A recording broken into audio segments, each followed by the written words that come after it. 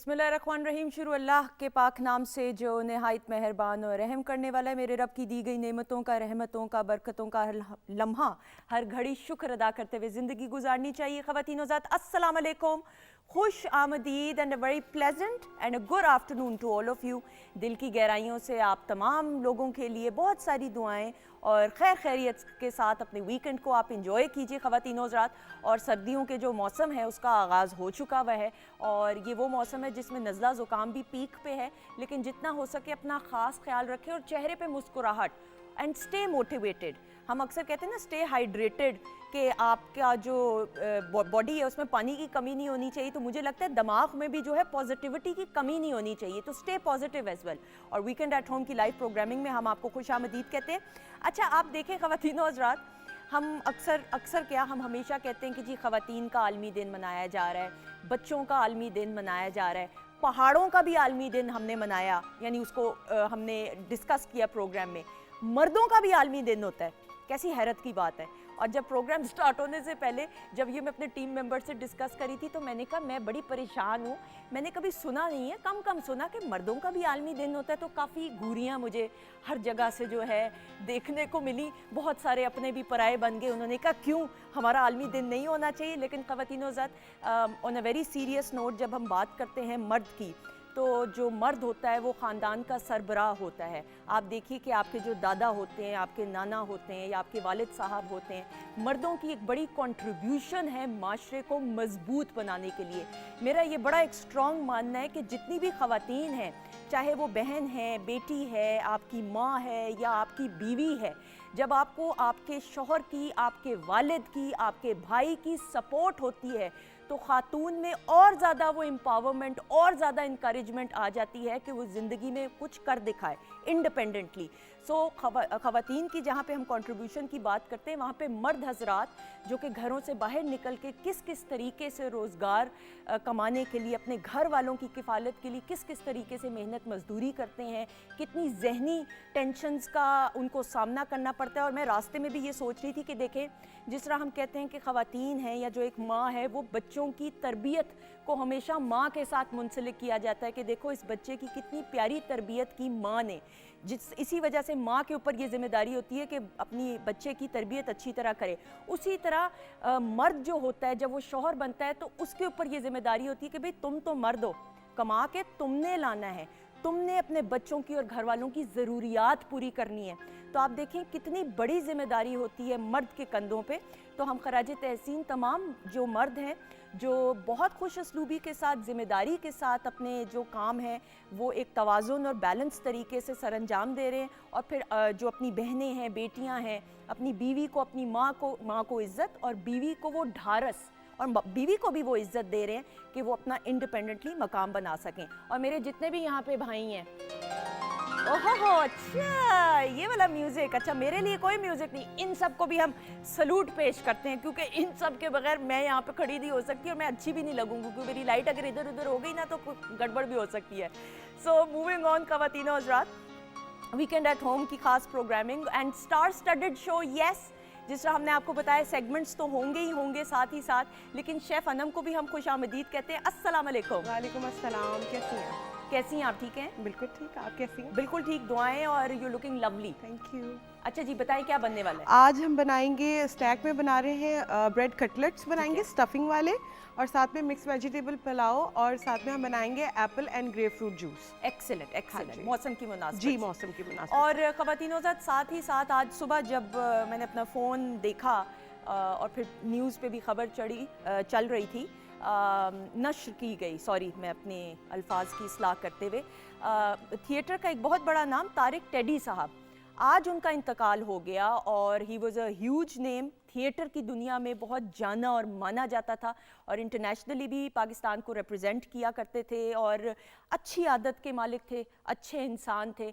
और वो आज हमसे जुदा हो गए। सो उनको याद करते हुए ख़ास तौर पे हमने कहा कि प्रोग्राम में उनका ज़िक्र करना बहुत ज़रूरी है। और ये ज़िंदगी का सिलसिला है जी, निज़ाम ज़िंदगी का कुछ यूँ है, लेकिन अच्छे इंसान वो हैं कि उनके जाने के बाद लोग उनको अच्छे अल्फाज में याद रखें। तो अल्लाह ताला उनके दर्जात बुलंद करें, आमीन सुम्मा आमीन। बहुत सारी दुआएं, अल्लाह ताला उनके घर वालों को भी सब्र और तहम्मुल अता फरमाए, आमीन सुम आमीन। ख़वातीन ज़ात, आज हम प्रोग्राम के फर्स्ट हाफ में आपकी लाइव कॉल्स भी लेंगे। मैं ज़रा सोफ़े पे भी बैठती चलूँ, साथ साथ 04299200628 हमारा टेलीफोन नंबर है जी। और हम सादिया अरशद को पहले वेलकम करते हैं। अस्सलाम वालेकुम। वालेकुम अस्सलाम। कैसी हैं आप? मैं बिल्कुल ठीक।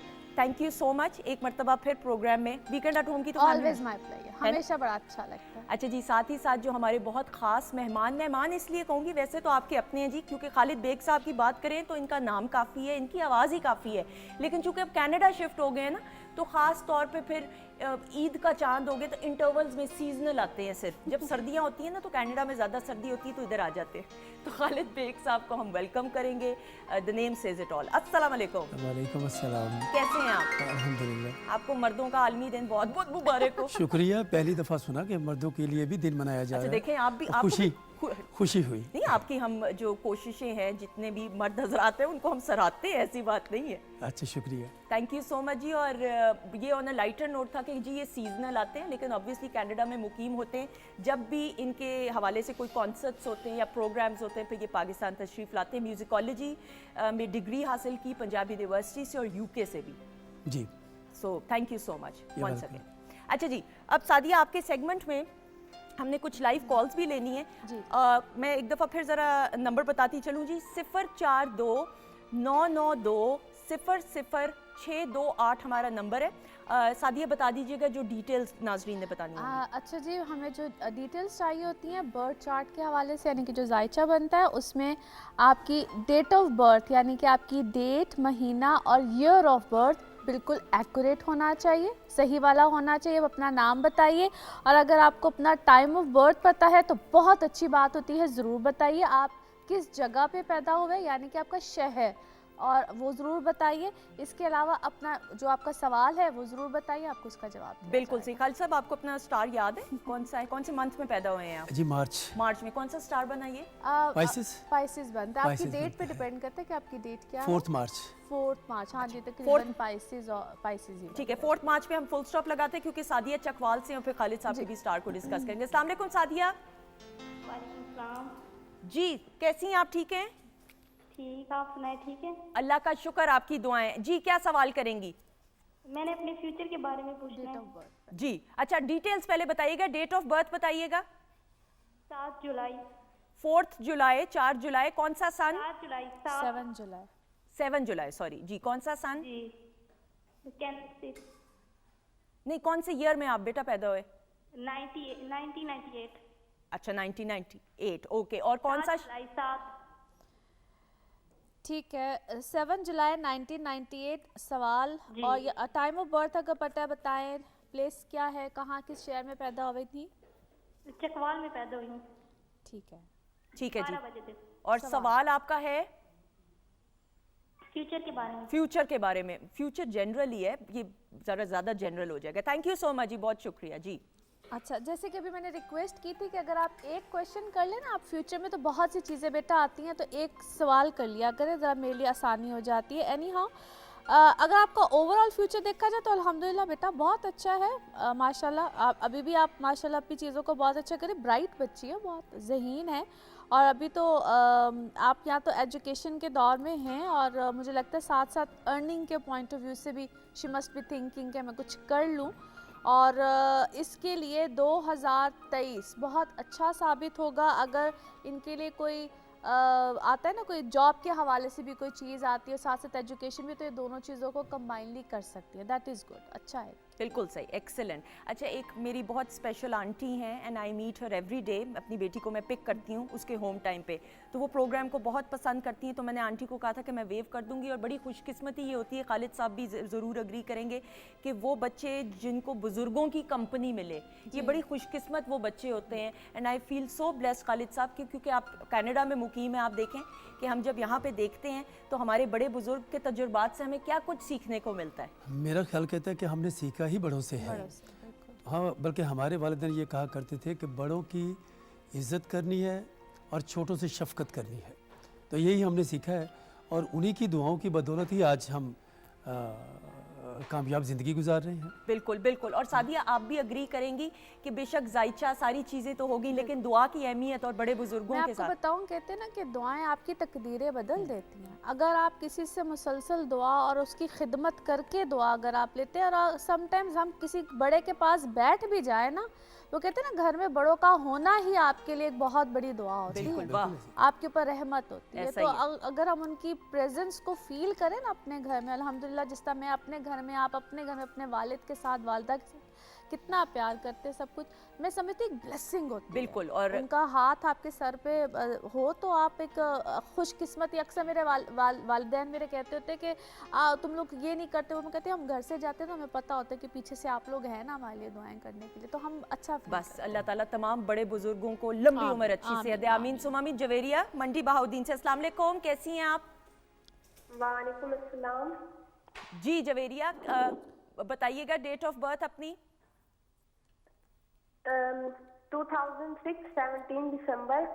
ठीक है। कहाँ पैदा हुई, किस शहर में? लाहौर में। ओके। और वक्त पता है पैदाइश का? जी वक्त पता है किस टाइम पे आप पैदा हुई? टाइम? अच्छा, टाइम नहीं पता। ओके, सवाल बताइएगा। सवाल 7:30 बजे। ओके। टाइम 7:30 बजे।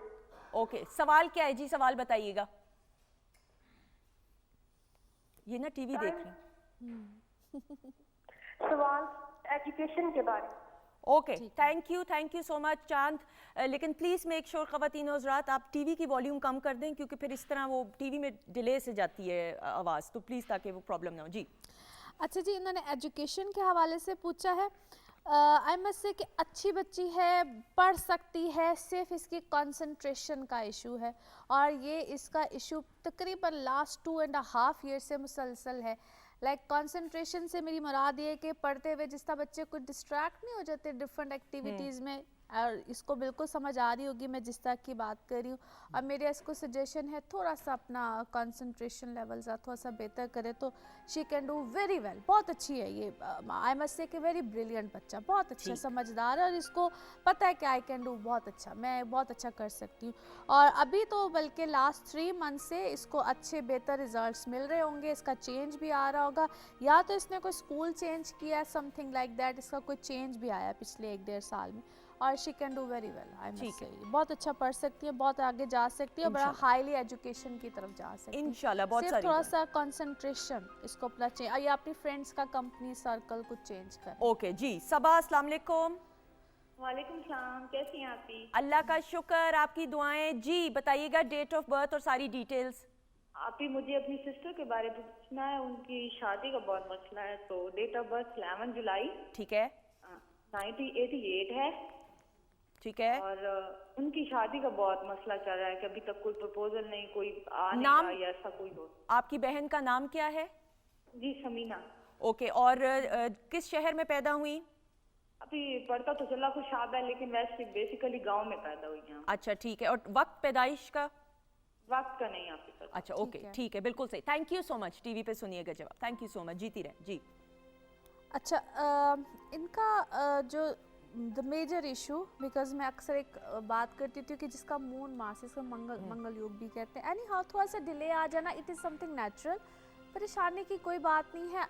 लेट हो जाने में ही समझ लीजिए कि बेहतरी है। अर्ली मैरिज अर्ली प्रॉब्लम्स, ठीक है, पहले होती तो प्रॉब्लम्स आते। दूसरा मेरा जिनको सजेशन होगा, पहली सबसे इंपॉर्टेंट चीज़ जब भी होती, इसको मैं अक्सर बोलती हूँ ना, compatibility is very much important, बिल्कुल ज़रूर कराएं ताकि इनको बाद में भी कोई इश्यूज़ ना आए। और इनके लिए जो ये जो टाइम पीरियड स्टार्ट हो रहा है, तकरीबन ये नवंबर से ही हो रहा है, 24 नवंबर के बाद से ये वक्त इनके लिए इंशाल्लाह आसानियाँ लेकर आएगा, कामयाबियाँ लेकर आएगा। और ये 2023 का एंड तकरीबन नवंबर दिसंबर ही बनेगा, लिहाजा 2023 इनके लिए इंशाल्लाह आसानी लेकर आएगा। मगर दरख्वास्त मेरी बार बार ये होगी, जिसको कंपैटिबिलिटी कहते हैं, यानी कि जब चीज़ें होने लगे ना फाइनलाइज, अपना भी बर्थ चार्ट बनवाएं, जिसके साथ होने लगे उसका भी बिल्कुल जायचा बनवाएं। और कंपैटिबिलिटी, क्योंकि जो स्ट्रॉन्ग मंगलिक बच्चे या बच्ची होते हैं उनके रिश्ते में प्रॉब्लम्स आ जाती हैं। रिश्ता होके ख़त्म हो जाना, रिश्ते के यानी कि फाइनलाइज फाइनलाइज होने के करीब करीब जाके प्रॉब्लम्स आ जाना, ये एक नेचुरल होती है चीज़। तो उसमें फिर देख लिया जाता है कि क्या दो लोग एक आपस में कंपैटिबल हैं या नहीं, क्योंकि इसको पहले भी ये प्रॉब्लम आई होगी। तो इनको एडवाइस क्या एक लाइन में देंगी, फिर अगली कॉल की तरफ ताकि ये जब ये रिश्ता फाइनलाइज होने लगे, सिर्फ कंपैटिबिलिटी एक आखिरी मशवरा होता है मेरा, ठीक है। इसके अलावा और कोई दुनिया में इस चीज़ का हल नहीं होता। बिल्कुल सही, ठीक है जी। जी कौन कॉलर है? नबील साहब जेलम से। जी अस्सलाम वालेकुम। जी वालेकुम सलाम जी।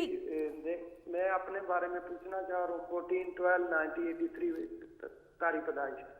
ठीक है, और कौन से शहर में पैदा हुए? जेलम में। जेलम। और वक्त पैदाइश का वक्त नहीं याद है। कोई इशू नहीं। मुझे सवाल year नहीं पता चल रहा। सन कौन सा है, दोबारा बताइएगा प्लीज। 14/12/1983। 83। ठीक है, सवाल। जी सवाल बताइएगा। बाहर के बारे में पूछना है। बाहर जाना है, बाहर जाना है। जी बहुत शुक्रिया, thank you so much. Live जवाब सुनिएगा जी। बाहर जाने के हवाले से मुझे नहीं लगता कि इनको कोई इशू आना चाहिए वैसे तो, और शायद इन्होंने इससे पहले भी कभी अप्लाई किया है कोई फ़िलहाल मुझे नहीं लगता, या शायद एक होता है कि फैमिली शायद इनकी बहुत ज़्यादा विलिंग नहीं है, या इनके कोई हालात ऐसे नहीं बन रहे हैं। अगर ये बाहर जाना चाहते हैं तो आज के दिन में भी मैं इनको गारंटेड कि अगर ये जाना चाहते हैं तो मुझे नहीं लगता कि कोई इशू है, कोई प्रॉब्लम है। Nothing, not at all. जा सकते हैं, कोई प्रॉब्लम नहीं। बिल्कुल सही है, बिल्कुल सही। लेकिन आगे ऑल गुड होगा। ऑल गुड, नो इंशाल्लाह। प्रॉब्लम, कोई इनको प्रॉब्लम नहीं आएगी। सिर्फ हो सकता है कि इनके फैमिली इश्यूज हैं, फैमिली के हालात ऐसे हैं जिसकी वजह से एक रिस्ट्रिक्शंस आती है ना कभी कभी, बिकॉज ऑफ द फैमिली या ख़ानदान, वो वाला इशू है इनका। अगर ये इंडिपेंडेंटली खुद से जाना चाहता है ये बच्चा, तो इसको मेरा नहीं ख्याल है कि कोई प्रॉब्लम आनी चाहिए। इसके फैमिली सर्कमस्टांसेस वो इसकी राह में एक बहुत बड़ा इशू है। अदरवाइज इंडिपेंडेंटली अगर ये जाना चाहते हैं या खुद से अपनी मर्जी से, ठीक है। फाइनेंसेस एक इशू हो सकता है, ये छोटे छोटे इश्यूज हैं। अगर ये एक होता है ना visa issue, paper work, documentation, हो जाएगा वो इंशाल्लाह। सारा इसका क्लियर है। ओके। फाइनेंसेस एंड फैमिली, ये दो इश्यूज हैं। ओके, बिल्कुल सही। जी कॉलर हैं, अस्सलाम वालेकुम। वालेकुम अस्सलाम जी। जी साजिदा जी, कौन से शहर से बात कर रही हैं जी? जी मैं सिंध से नौशहरा फिरोज से बात कर रही हूँ। ओके, नौशहरा से, बिल्कुल सही जी। जी बताइएगा, डिटेल्स अपनी शेयर कीजिएगा।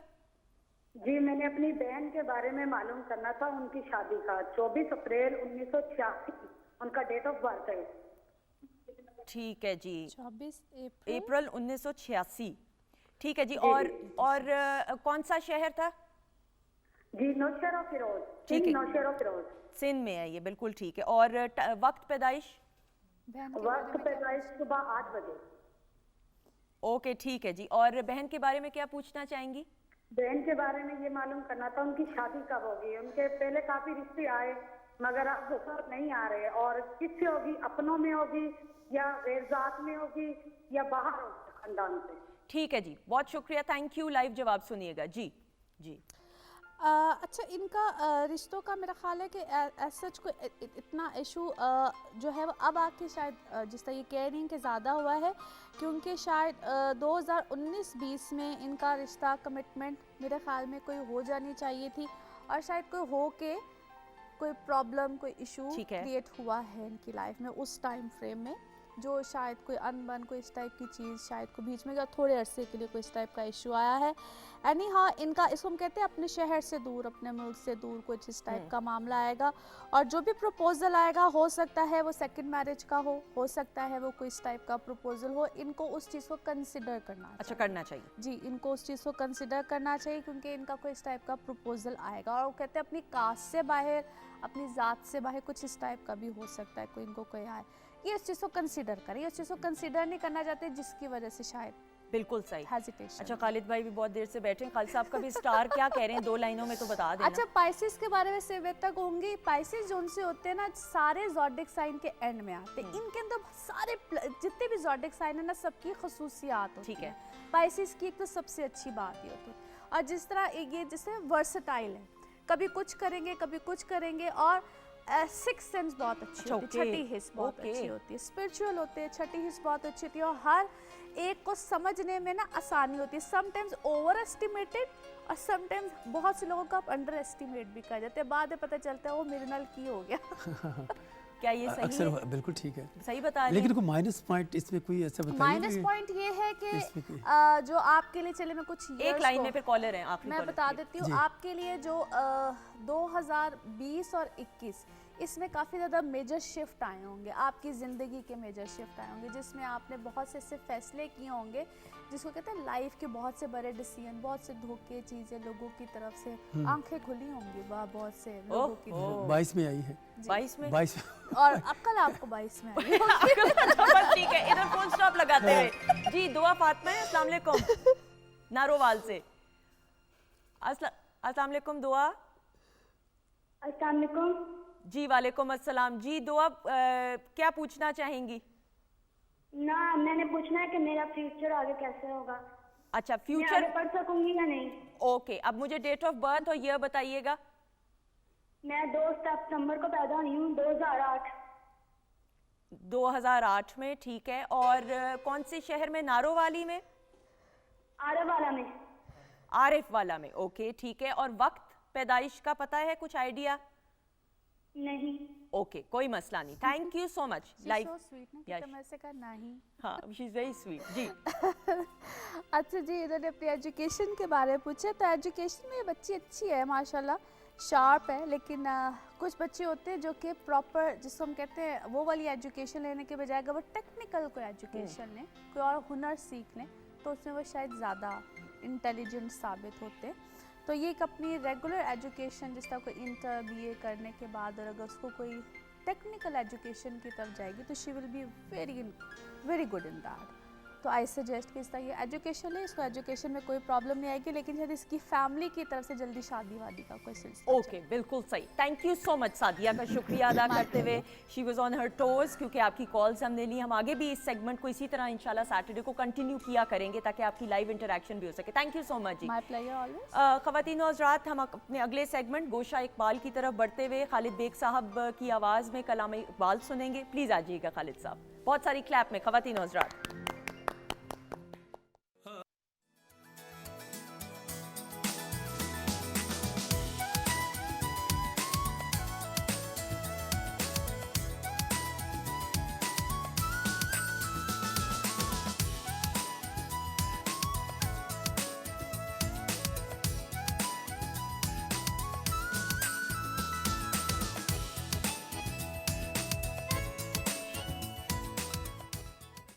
जी ख़वातीन और खुश आमदीद, वेलकम बैक आपको हम कहते हैं। और आप लोगों के नाम जल्दी से शामिल करें जी। अली खान हैं, जवाद अहमद हैं, कायनात हैं, बुशरा खान हैं, फ़रा नासिर हैं, इस्माइल अहमद और जाफ़र खान सलाम पेश कर रहे हैं। प्रोग्राम को पसंद करें, वालेकुम अस्सलाम और बहुत शुक्रिया।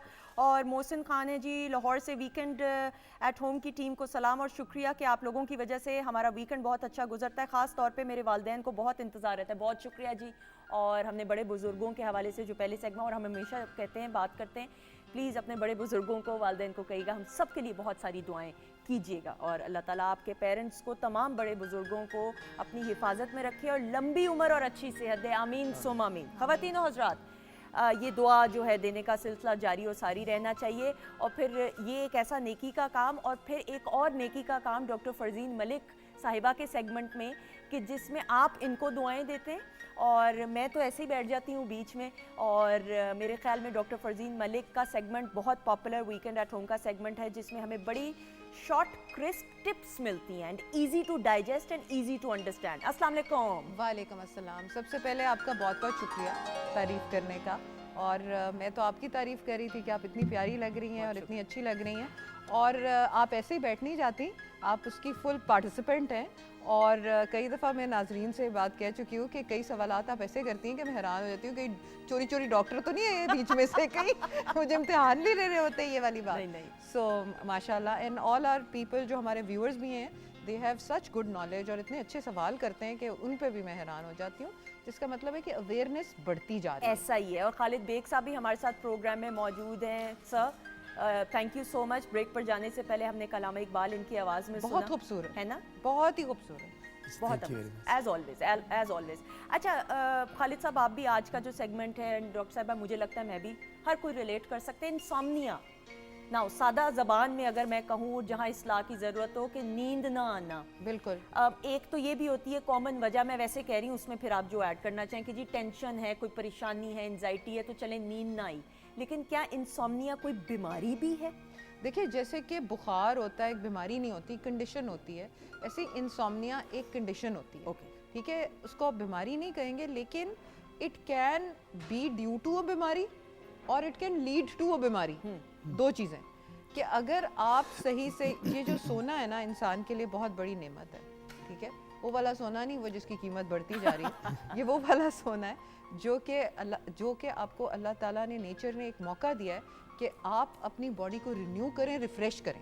ठीक है, अनफॉर्चुनेटली सुंदर, I've seen that many people suffer from insomnia, और हम भी अपनी ज़िंदगी के कोई ना कोई फेजेस ऐसे होते हैं जिसमें इंसोम्निया का शिकार रहते हैं। इंसोम्निया का ये मतलब नहीं होता कि आपको कतई नींद ना आए या देर से नींद सिर्फ आए।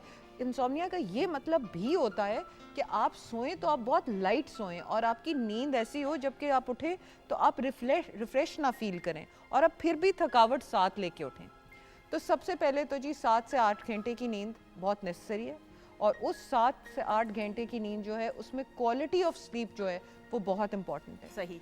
आप जितना अच्छे और डीप स्लीप सोएंगे उतना ही सुबह छलांग मार के उठेंगे एक नए दिन को फेस करने के लिए। ठीक है, अब हमने देखा है कि जब हम इतने हमने programs blood pressure, high blood pressure, diabetes वगैरह पे किए हैं, हमने हेपेटाइटिस पे किए हैं, एंड वी हैव सीन कि a lot of things happen अगर आप रात की नींद सही ना पूरी करें और रात की नींद सही टाइम पे पूरी ना करें।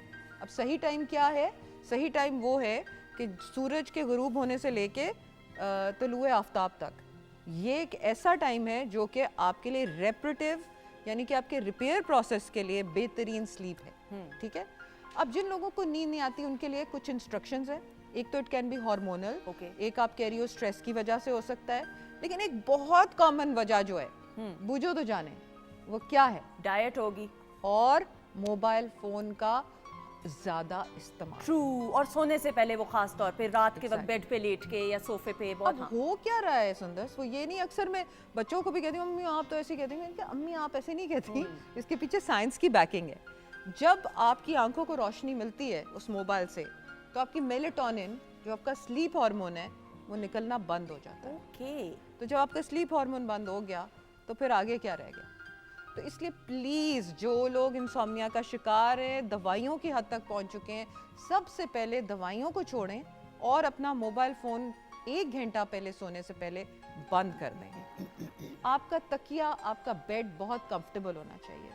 एक बहुत पते की आपको बात बताती हूँ, एक खातून मेरे पास आई थी और उनको नींद नहीं आती थी, कहती थी मैं सारी रात आई कीप स्नीजिंग और मेरे साथ, मैंने कहा आप कार्पेट निकलवा दें, उन्होंने कार्पेट निकलवा दिया, नहीं, एंड में पता लगा कि उनका जो तकिया था ना दैट वाज इन्फेक्टेड। सही। कई लोगों को सुंबल की रुई जो है ना वो नहीं सूट करती। Okay, so then you have to be very careful कि आप फिर वो दूसरी वाली रुई जो है वो इस्तेमाल करें। जिस तरह मेरी बेटी शी वांट्स के वो उसकी जो टांगे they should be a bit elevated, There you वो go. तकिया रखती है, हाँ, कंफर्टेबल रहती, कंफर्टेबल रहती है हाँ। ताकि उसको अच्छी एक पीसफुल नींद आ सके। बिल्कुल, और ये आपने बड़ी अच्छी बात की कि there is a certain pose और a posture in which you sleep. कोशिश करें जैसे साइड पे फीटल पोजीशन में अक्सर लोग सोते हैं, सीधा सो लें, लेकिन पेट के बल ज्यादा ना सोएं। हाँ बिल्कुल ठीक सही। है, ये मना किया गया, यही है कि सीधे सो लें, साइड पे सोएं, तकिए रख लें 3-4, जैसे आपने कहा आपकी बेटी एलिवेट करके। So make sit yourself, lie yourself in a comfortable position. बिल्कुल सही। उसके बाद आते हैं हम खसखास की खासियत पे। ठीक है, खसखास जो है जिनको हम पॉपी सीड्स भी कहते हैं, वो बड़े अच्छे होते हैं और हमारी बड़ी जो दादियाँ और नानियाँ वो इस्तेमाल करती थी इससे पहले कि हम ये सारी दवाइयाँ सोने की अब इस्तेमाल करते हैं। हर बंदा सुंदर से लगा हुआ है, बिल्कुल honestly। ऐसा ही, मैं हैरान हूँ अनफॉर्चुनेटली। honestly। तो वो इसलिए वो पॉपी सीड्स का अभी हम एक मिरेकल ड्रिंक बताएंगे जो आप टिप ऑफ द डे जब पूछती है ना मेरे सवाल दागती हैं, टिप ऑफ द डे, तो मैंने आज वो अपना जो है वो मिसाइल तैयार किया रखा हुआ है। हाँ। अच्छा खालिद साहब, आपको कोई नींद का कोई भी अल्लाह ना करे कोई इशू तो नहीं आया? नहीं, कभी कभार ऐसा हो जाता है, लेकिन वो फिर कोशिश करते हैं, लेकिन कोशिश से नींद आती नहीं है। ये कोई अच्छा नींद, फिर ज़्यादा कोशिश करते हैं, अच्छा अब नींद आ जाएगी, अब आ जाएगी, लेकिन यह कि कुछ देर के बाद फिर ऐसा हो जाता है। लेकिन जब सफ़र क्योंकि बहुत ज़्यादा करना होता है, ऐसा ही है। तो अब अमेरिका से यहाँ या यहाँ से कनाडा जाएं तो फिर उसमें प्रॉब्लम आती है कि जब हम पहुँचते हैं, अब वहाँ पहुँचते हैं तो हम डे में पहुँचते हैं, ऐसा ही है। और यहाँ पहुँचते हैं तो रात, यानी Totally कि different। वो 2-3 बजे 4 बजे हम पहुँच, फिर मसला आता है कि 15 दिन लग जाते हैं उसको एडजस्ट सेट करने में। करते वक्त। हाँ जी हाँ। उसका यही तरीका होता है कि मेलेटोनिन जो है, जैसे मैंने अभी सुंदस को बताया कि हार्मोन होता है, और उसकी वो ये नहीं कि वो दवाई होती है, लेकिन वो सप्लीमेंटल फॉर्म में भी मिलता है। तो अगर आप वो सोने से पहले, मसलन जब आप लाहौर में लैंड किए हैं, तो आप 7 बजे वो 2-3 दिन सिर्फ खाएं, उसका 3 मिलीग्राम या 5 मिलीग्राम, तो आपकी नींद जो साइकिल है वो सही हो जाएगी, और जो जेट लैग है वो क्लियर हो जाएगा। अच्छा, आपने अभी जिक्र किया था खशखाश का, जी, तो वो उसमें किस तरह उसको इस्तेमाल एक करना तो मैं चाहिए? ये बताती हूँ, दूसरा मैं आपको ये बताना चाहूँगी कि लेवेंडर ऑयल, बिल्कुल। लेवेंडर ऑयल बड़ा अच्छा होता है। मोतिये के फूल रख लें अपने सरहाने, मोतिये की फूल की खुशबू कामिंग होती है और आपको काम डाउन करती है, ठीक है। इसके अलावा जो है वो बहुत सारे लोग जो हैं वो ये इस्तेमाल करते हैं तेल, उसका क्या उसको कहते हैं, Olive oil? नहीं, जो बांस से बनता है, eucalyptus oil. Okay। Eucalyptus oil जो है कानों के करीब मलने से, थोड़ा सा माथे पे मलने से ये साइनसेस खुल जाती हैं। जब ये साइनसेस खुलती हैं तो कई लोगों को ब्रीदिंग की वजह से नींद नहीं आती और खराटे ले रहे होते हैं, और नींद उनकी सही नहीं होती, खराटे ले रहे होते हैं, आप ये समझते हैं बड़े डीप स्लीप में हैं। नहीं। आप वो भी eucalyptus oil can help. Diet अपनी प्लीज 2 घंटे पहले बंद कर दें, लाइट ग़िज़ा रखें, कपड़े आपने जो पहने हुए हैं दे शुड बी जो है रिलैक्स्ड क्लोथिंग, जरा कंफर्टेबल हो। अच्छा, मैं डाइट पे फिर मैं आप जो टिप ऑफ द डे है वो खशखास से रिलेटेड है, तो वो फिर मैं हाँ, खालिद वो हम साहब- आपको मैं बताती हूँ। जो डाइट है उसका बड़ा एक खास एक रोल है। अब हम रात को सोने से पहले खाने के बाद चाय भी पी रहे होते हैं, कॉफ़ी का भी मौसम आ रहा है, सीजन है, ग्रीन टी भी, ये सारी सब्ज़ चीज़ें, चाय। सब्ज़ चाय बिल्कुल। ये अब आप कब तक रेकमेंड करती हैं कि हम पी लें, क्योंकि हमारी एक रूटीन भी होती है। आई कैन रिकमेंड कि प्लीज़ 4 बजे से पहले आपने जो चाय शाय पीनी है ना, कैफीन, वो पी लें। उसके बाद अब अपने आप को अब आप रिलैक्सेशन स्टेट में छोड़ दें, और उसमें प्लीज़ चाय और कॉफ़ियाँ जितनी पिएंगे, आपके अक्सर लोग कहते हैं हमें कुछ नहीं होता, लेकिन यू मस्ट रियलाइज़ कि आपका थायराइड जो है वो आहिस्ता आहिस्ता एक्टिव हो रहा होता है, और कुछ चीज़ें आपकी बॉडी आपसे इमीडिएटली बात नहीं करती मगर आपको सिम्टम्स के तौर पे दिखा देती है। अपनी बॉडी को सुनना सीखिए। आपको जैसे अभी ये कह रहे हैं कि कई लोगों, इनको तो जेट लैग की वजह से, लेकिन कई लोगों को नींद ही नहीं आती, ऐसा ही है। लेटे रहते हैं। उस वक्त आपने ये करना है, उस वक्त आपने ब्रीदिंग एक्सरसाइज करनी है। 4-7-8, 4 इनहेल 4 सेकंड्स के लिए अंदर लिया सांस, 7 सेकंड के लिए रोका, और 8 सेकंड के लिए बाहर निकाला।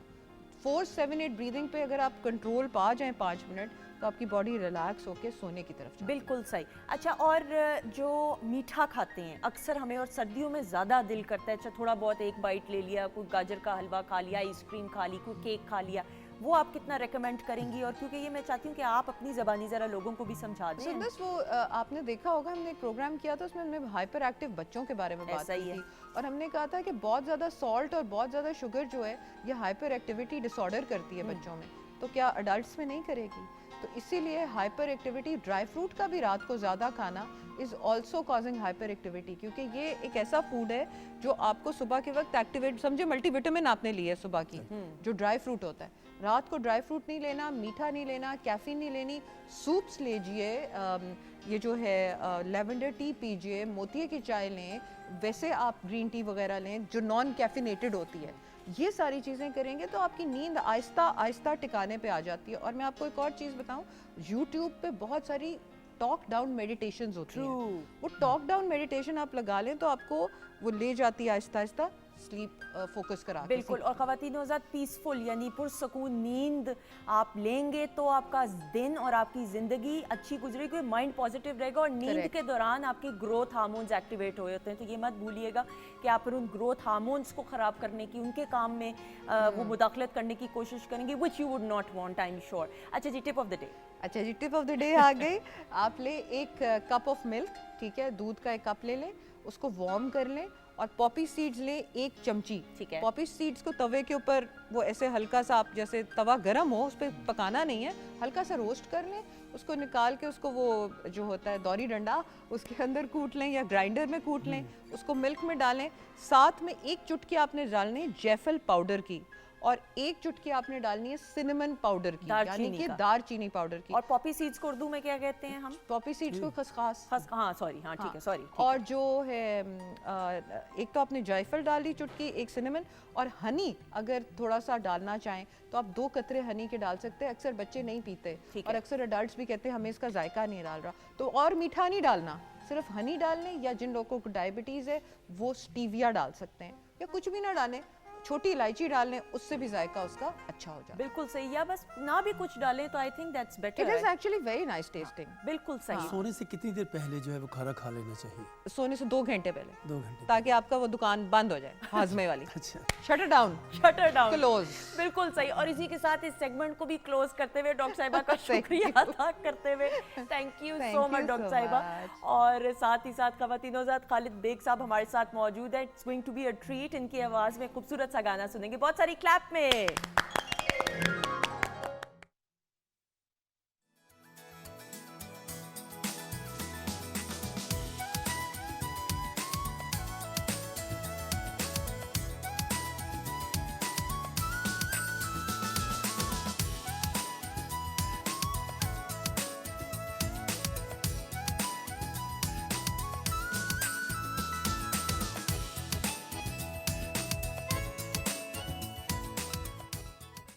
जी ख़वातीनो ज़ात खुश आमदीद, welcome back once again. Weekend at home की live programming Pakistan television network Lahore centre से आप बराह रास्त देख रहे हैं। और अब वक्त आ चुका है और हमें बड़ी खुशी होती है ख़वातीनो हज़रात कि वीकेंड एट होम में पाकिस्तान टेलीविजन नेटवर्क की रिवायात को बरकरार रखते हुए आपकी अचीवर्स से मुलाकात कराई जाती है। मुख्तलिफ शोबों के हवाले से जो लोग इनफरादी सतह पे पाकिस्तान का बैनुल-अक़वामी सतह पे नाम रोशन करते हुए नज़र आते हैं, उनकी मोटिवेशन को जानते हुए, उनकी इंस्पिरेशन को जानते हुए, और फिर किस तरीके से हम उनसे इंस्पायर होकर अपनी ज़िंदगी को बेहतर कर सकते हैं। सो ये सेगमेंट बड़ा ख़ास आप लोगों के लिए तो है ही है, लेकिन मुझे बहुत कुछ सीखने को मिलता है। सो मेरी जो मेहमान शख्सियत इस वक्त मौजूद है इस सेगमेंट में, he is an inspiration for us all, इसलिए क्योंकि मोहसिन नवाज साहब की बात करें तो पाकिस्तान को इंटरनेशनली रिप्रेजेंट कर चुके हैं, लॉन्ग रेंज शूटर हैं, जी हाँ, और पाकिस्तान के लिए इंटरनेशनली बहुत सारे मेडल्स हासिल कर चुके हैं। हाल ही में साउथ अफ्रीका गए हुए थे, वो तजुर्बा भी और वो जो एक्सपीरियंस रहा उस हवाले से भी जानेंगे। और टोटल 7 मेडल्स जीत के पाकिस्तान का नाम बैनुल-अक़वामी सतह पर रोशन कर चुके हैं और होमलैंड चैम्पियन भी हैं। So we have with us Mohsin Nawaz sahab. अस्सलाम वालेकुम। वालेकुम सलाम। कैसे हैं आप? बिल्कुल ठीक है। Thank you so much and we love the achievements. और खालिद बेग साहब भी हमारे साथ मौजूद हैं। सर, ये कैसी लग रही हैं अचीवमेंट्स? मुझे बहुत अच्छी लग रही हैं और मैं देख रहा हूँ कि अभी लास्ट में आपको बताऊँ कि लास्ट ये साउथ अफ्रीका में थे और मैं उन दिनों में अमेरिका में था। ठीक है। तो हमारे एक कंबाइंड दोस्त हैं महमूद भट्ट साहब, तो उन्होंने कहा जी देखिए मेरे साथ एक बहुत बड़े शूटर हैं, और इन नाम बताया उन्होंने कि मोहसिन साहब हैं। तो मुझे इनसे बात करके बड़ी खुशी हुई और आज मैं इनको अपने साथ पा रहा हूँ, इनके इतने सारे मेडल्स देख रहा हूँ और मैं अब प्राउड फील कर रहा हूँ। बिल्कुल, and we are so proud of you all. ख़वातीनो हज़रात, इस वक्त हम ज़रा इनकी अचीवमेंट्स पे नज़र डालते हैं और फिर बहुत सारी बातें। जी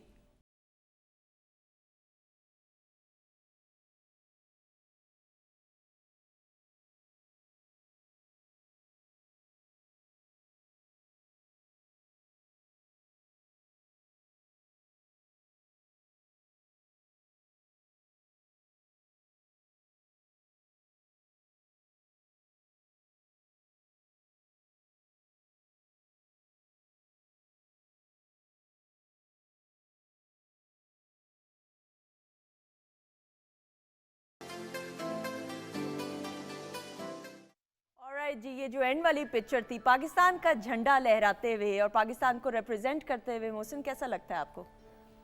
पाकिस्तान में जब मैंने अभी रिसेंटली साउथ अफ्रीका में चैम्पियनशिप में पार्टिसिपेट किया, और मेरे लिए वैसे तो आप जब इंटरनेशनली पार्टिसिपेट करते हैं तो हमेशा कुछ नया सीखने को मिलता है।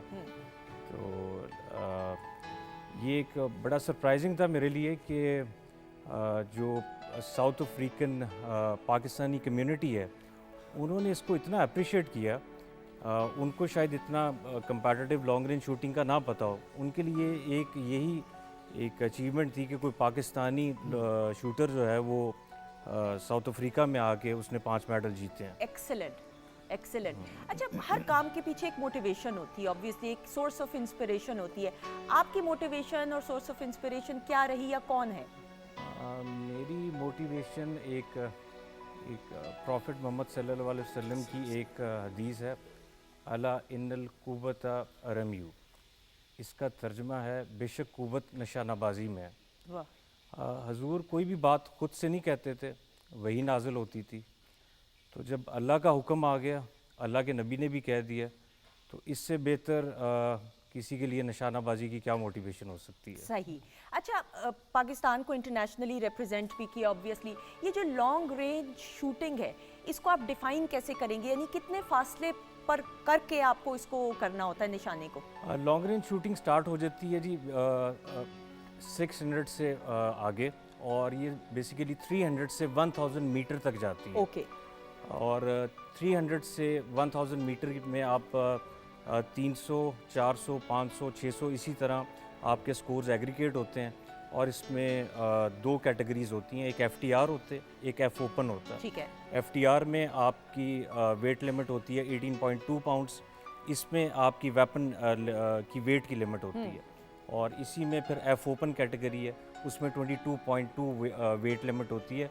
विद इन वेट आपने अपने वेपन को कस्टमाइज़ करना होता है, और फिर आप इन दोनों कैटेगरीज में आप पार्टिसिपेट करें। बिल्कुल सही, बिल्कुल सही। अच्छा, आईसाइट का वीक सही होना तो बहुत मेरे ख्याल में एक एसेंशियल चीज़ होगा। वीक हो तो वो तो आप वैसे ही नहीं कर सकेंगे। डेफिनेटली आईसाइट आपने ऑप्टिक्स से देखना होता है, और आपको कोई भी आप इसमें गैजेट नहीं यूज़ कर सकते। ये आपकी अपनी स्किल्स हैं कि आपने ऑन ग्राउंड किस तरीके से परफॉर्म करना है, और उसके लिए बहुत ज़रूरी है कि आपकी आईसाइट बेहतर हो। सही। फर्स्ट टाइम रिप्रेजेंट कहाँ पे इंटरनेशनली पाकिस्तान को किया? मैंने first time US NRA nationals होते हैं 2018 के थे, और ये दुनिया का दूसरा बड़ा मैच है। ठीक है। वर्ल्ड चैम्पियनशिप के बाद उसमें मैं 600 मीटर में गोल्ड लेकर आया पाकिस्तान के लिए, और ये मेरी पहली पार्टिसिपेशन थी। और सेकंड मैंने south African open national championship आज से 2 साल पहले हुई थी, उस पर ब्रॉन्ज मेडल लिया।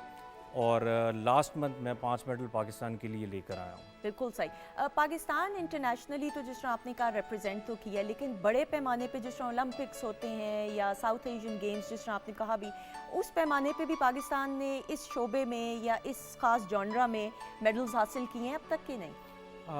इसमें कुछ डिसिप्लिन्स ओलंपिक्स के होते हैं, ठीक है। और कुछ डिसिप्लिन्स वर्ल्ड चैम्पियनशिप के ओके। होते हैं।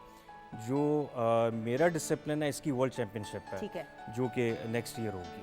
ओके, जी। बिल्कुल सही। तो उसमें मैं पार्टिसिपेट करूँगा। तो उसकी क्या ट्रेनिंग और तरबियत? और अभी ये जो कॉम्पिटिशन्स जो मैंने ऑलरेडी जीत चुके हैं, और इसमें जो मैं अभी मज़ीद ट्रेनिंग कर रहा हूँ, ये वर्ल्ड चैम्पियनशिप की ही तैयारी हो रही है। एक्सीलेंट। जी। खालिद साहब? जी कोई आपने टिप्स लेनी है? मुझे एक बचपन का एक छोटा सा वाक़या याद आ गया। हमारे इलाके में एक पठान आया करता था, और उसने गुब्बारे लगाए हुए होते थे। हाँ, बिल्कुल बिल्कुल। ठीक है। और उसने क्या करना कि वो उसका जो निशाना होता था ना, वो उसने उसका निशाना जो आउट किया हुआ होता था, ठीक है। ताकि गुब्बारे को ना लगे और दोबारा उसको पैसे पड़ेंगे और ये हो। और मैं एक दफ़ा देख लेता था, तो मैंने कहा ये अच्छा, ये जाके वहाँ लग रहा है, तो मैंने उसको देखते हुए मैंने दूसरी साइड पे उसको रखना ताकि गुब्बारे को लगे, और वह ऐसे ही होता था। अभी लास्ट मैं इंग्लैंड में था, तो इंग्लैंड में मैंने वहाँ पे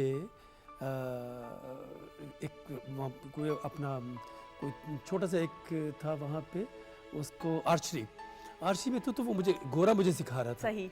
मुझे कहने लगा कि ये आपने ये करना है और इस तरह करना है, आँख इस तरह करनी है। तो मैंने वो पकड़ा और मैंने डायरेक्ट पकड़ के तो वो निशाना लगा दिया और डायरेक्ट ठीक हो गया। तो कहने लगा ये तुमने कैसे किया, मुझे दोबारा करके दिखाओ। तो मैंने फिर दोबारा पकड़ा और दोबारा कर दिया।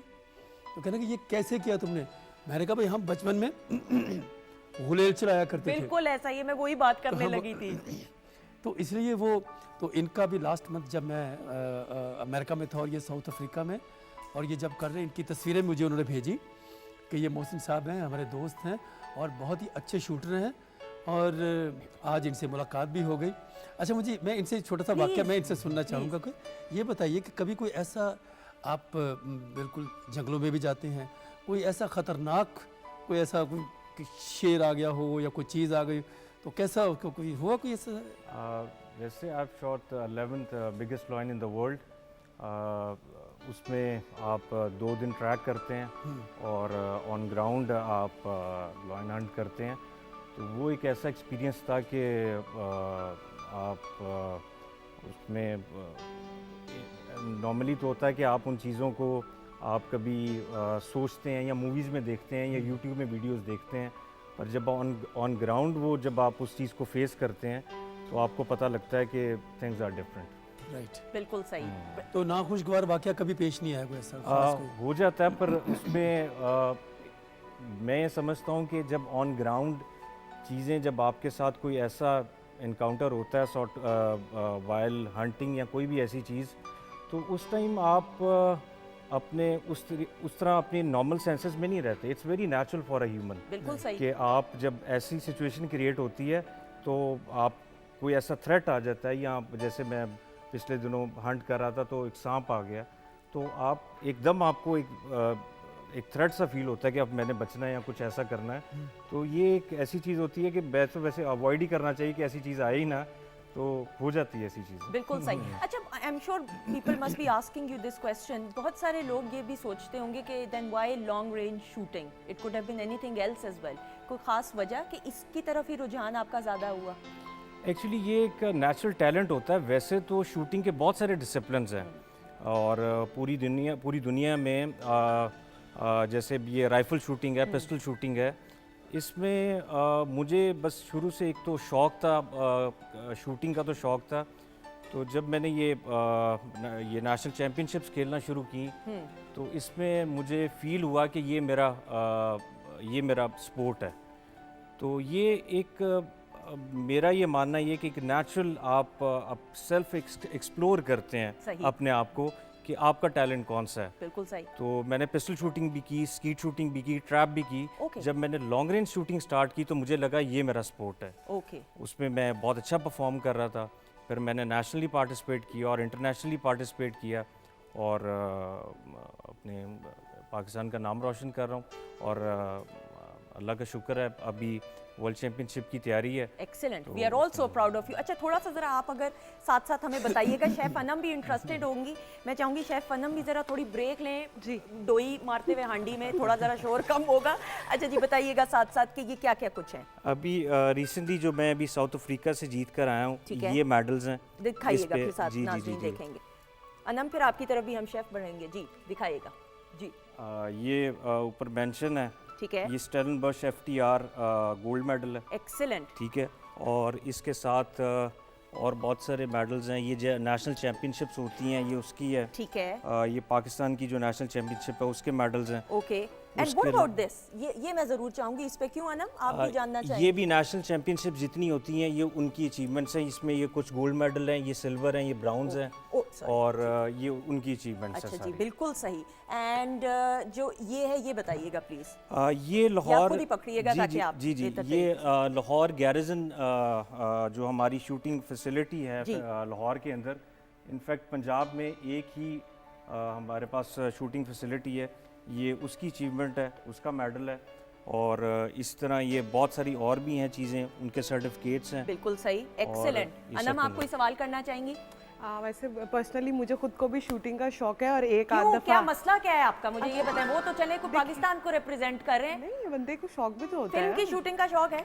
फिल्म में चांस दिलवाते? नहीं। हाँ, वो शूटिंग भी ठीक है, वो वाली शूटिंग ठीक है। वो ठीक है, ये रहने दो, ये वाला। नहीं, मैं अपने प्रोफेशन में बहुत खुश हूँ। ये भी शूटिंग ही कर रही है। ये भी शूटिंग, ये भी शूटिंग ही है। लेकिन वैसे जो क्लब्स बने हुए हैं, समहाउ कभी कभी हम फ्रेंड्स अपनी फैमिली के साथ जाते हैं, ऐसे एडवेंचर भी तो करना चाहिए ना जिंदगी में। तो उस हिसाब से मैं देख रही थी कि इतने ढेर सारे, आप ये ना सोचिए कि मेरा ध्यान इधर ही होता है। समझ मुझे उधर भी देख रही थी मैं। मल्टी टैलेंटेड है, ऐसे थोड़ी ना है आप हमारी वीकेंड एट होम की family member, but we are so proud of you. I mean it is amazing and hats off and all the very best. And अल्लाह ताला आपको बहुत कामयाबियाँ दे, खुशियाँ दे जी। Thank you so much, and you are our pride. And इंशाल्लाह ताला अब आप तैयारी कर रहे हैं तो फिर मेडल्स ढेर सारे जीत के लेके आए, हम तो सादा ज़बान में यही कहेंगे। डेफिनेटली जी। मैं अभी नेक्स्ट ईयर 2023 में वर्ल्ड चैम्पियनशिप है, उसके बाद एक इवेंट है किंग ऑफ 2 माइल। ओके, आपने 2 माइल पे टारगेट को हिट करना है। ठीक है, तो मैंने तो नहीं ना करना। बस फिर ठीक है। 2 वर्ल्ड चैम्पियनशिप है जिसकी मैं तैयारी कर रहा हूँ, और बस आप लोगों की सबकी दुआएं चाहिए।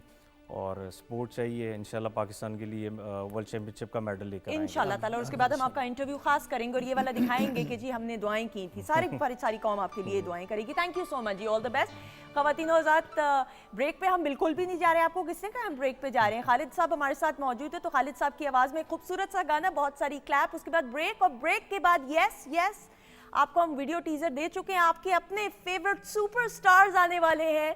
आपकी मुलाकात होगी शान शाहिद से। यस, शान दी वन एंड ओनली, एंड आपके अपने नदीम बेग साहब ब्रेक के बाद। लेकिन इस वक्त बहुत सारी क्लैप में खालिद साहब आ जाएगा।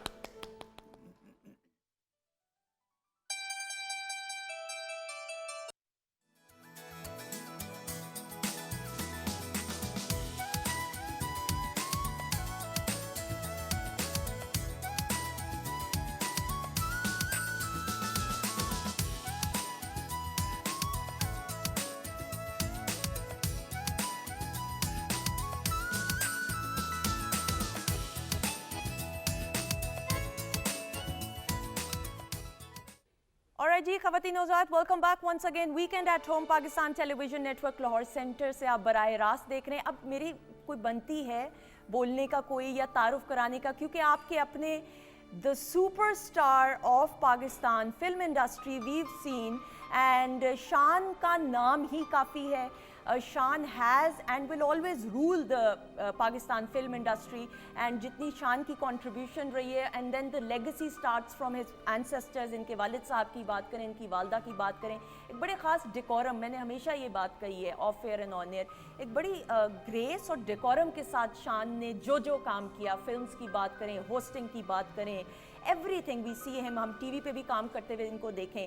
सो जो एक कोड ऑफ कंडक्ट रहा है, he knows how to carry himself, and that is why अल्लाह ताला ने ख़ास करम इन पे किया है, और अल्लाह ताला ने बेशुमार इज़्ज़त से और बहुत सारे प्यार से इनको नवाजा है, और इसीलिए आपके दिलों में राज करते हैं। So we have with us none other than the superstar Shaan Shahid with us. अस्सलाम वालेकुम। Thank you. वालेकुम सलाम। बिल्कुल ठीक ठाक, आप सुनाइए? ठीक है अल्लाह आप? का शुक्र, दुआएं। सबसे पहले तो पीटीवी होम आके कैसा लग रहा है? जी बिल्कुल। सबसे पहली बात तो पीटीवी एक पाकिस्तानी चैनल है, मेरे लिए इतना ही काफ़ी है, और आपका प्रोग्राम तो we always watch it on the weekends, और बड़ा अच्छा लगता है the way you host and all the people here, the band, the music.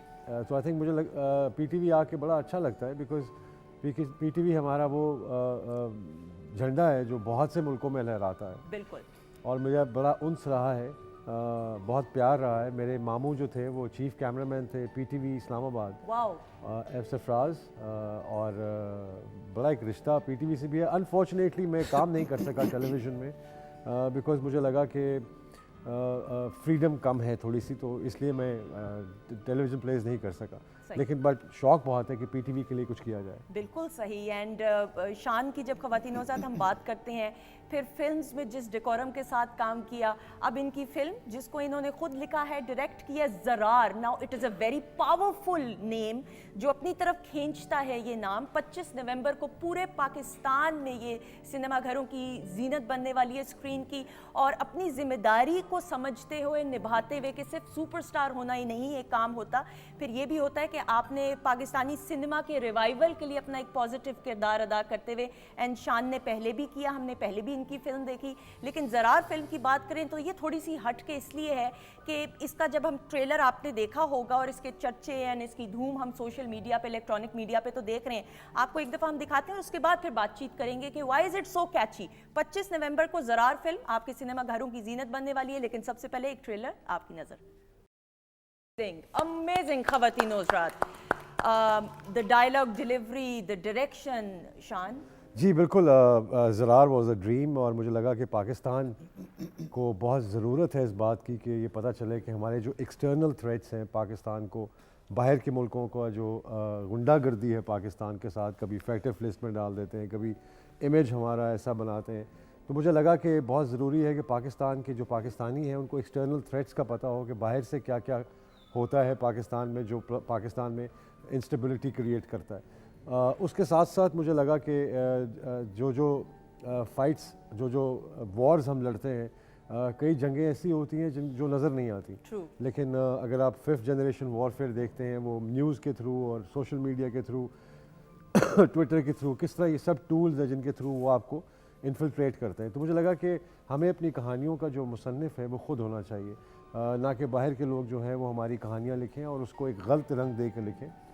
तो ये इंस्पिरेशन थी फ़िल्म को लिखने की। इट्स एन एक्शन फ़िल्म और फर्स्ट टाइम हम अपना एक ब्रांड ऐसा लेके आ रहे हैं जो इससे पहले वेस्ट ने ज़रूर यूज़ किया है, जैसे जेम्स बॉन्ड है, ये 007 है, MI6 जो है वो जेम्स बॉन्ड के साथ उसका रिप्रेजेंट होता है वो। इसी तरह हमने फ़र्स्ट टाइम पाकिस्तान का ये एक एजेंट है जो ISI एजेंट है, और इन the world how does he protect Pakistan on the fronts that he has, जो जंगें वो कौन सी हैं जो वो लड़ रहा है।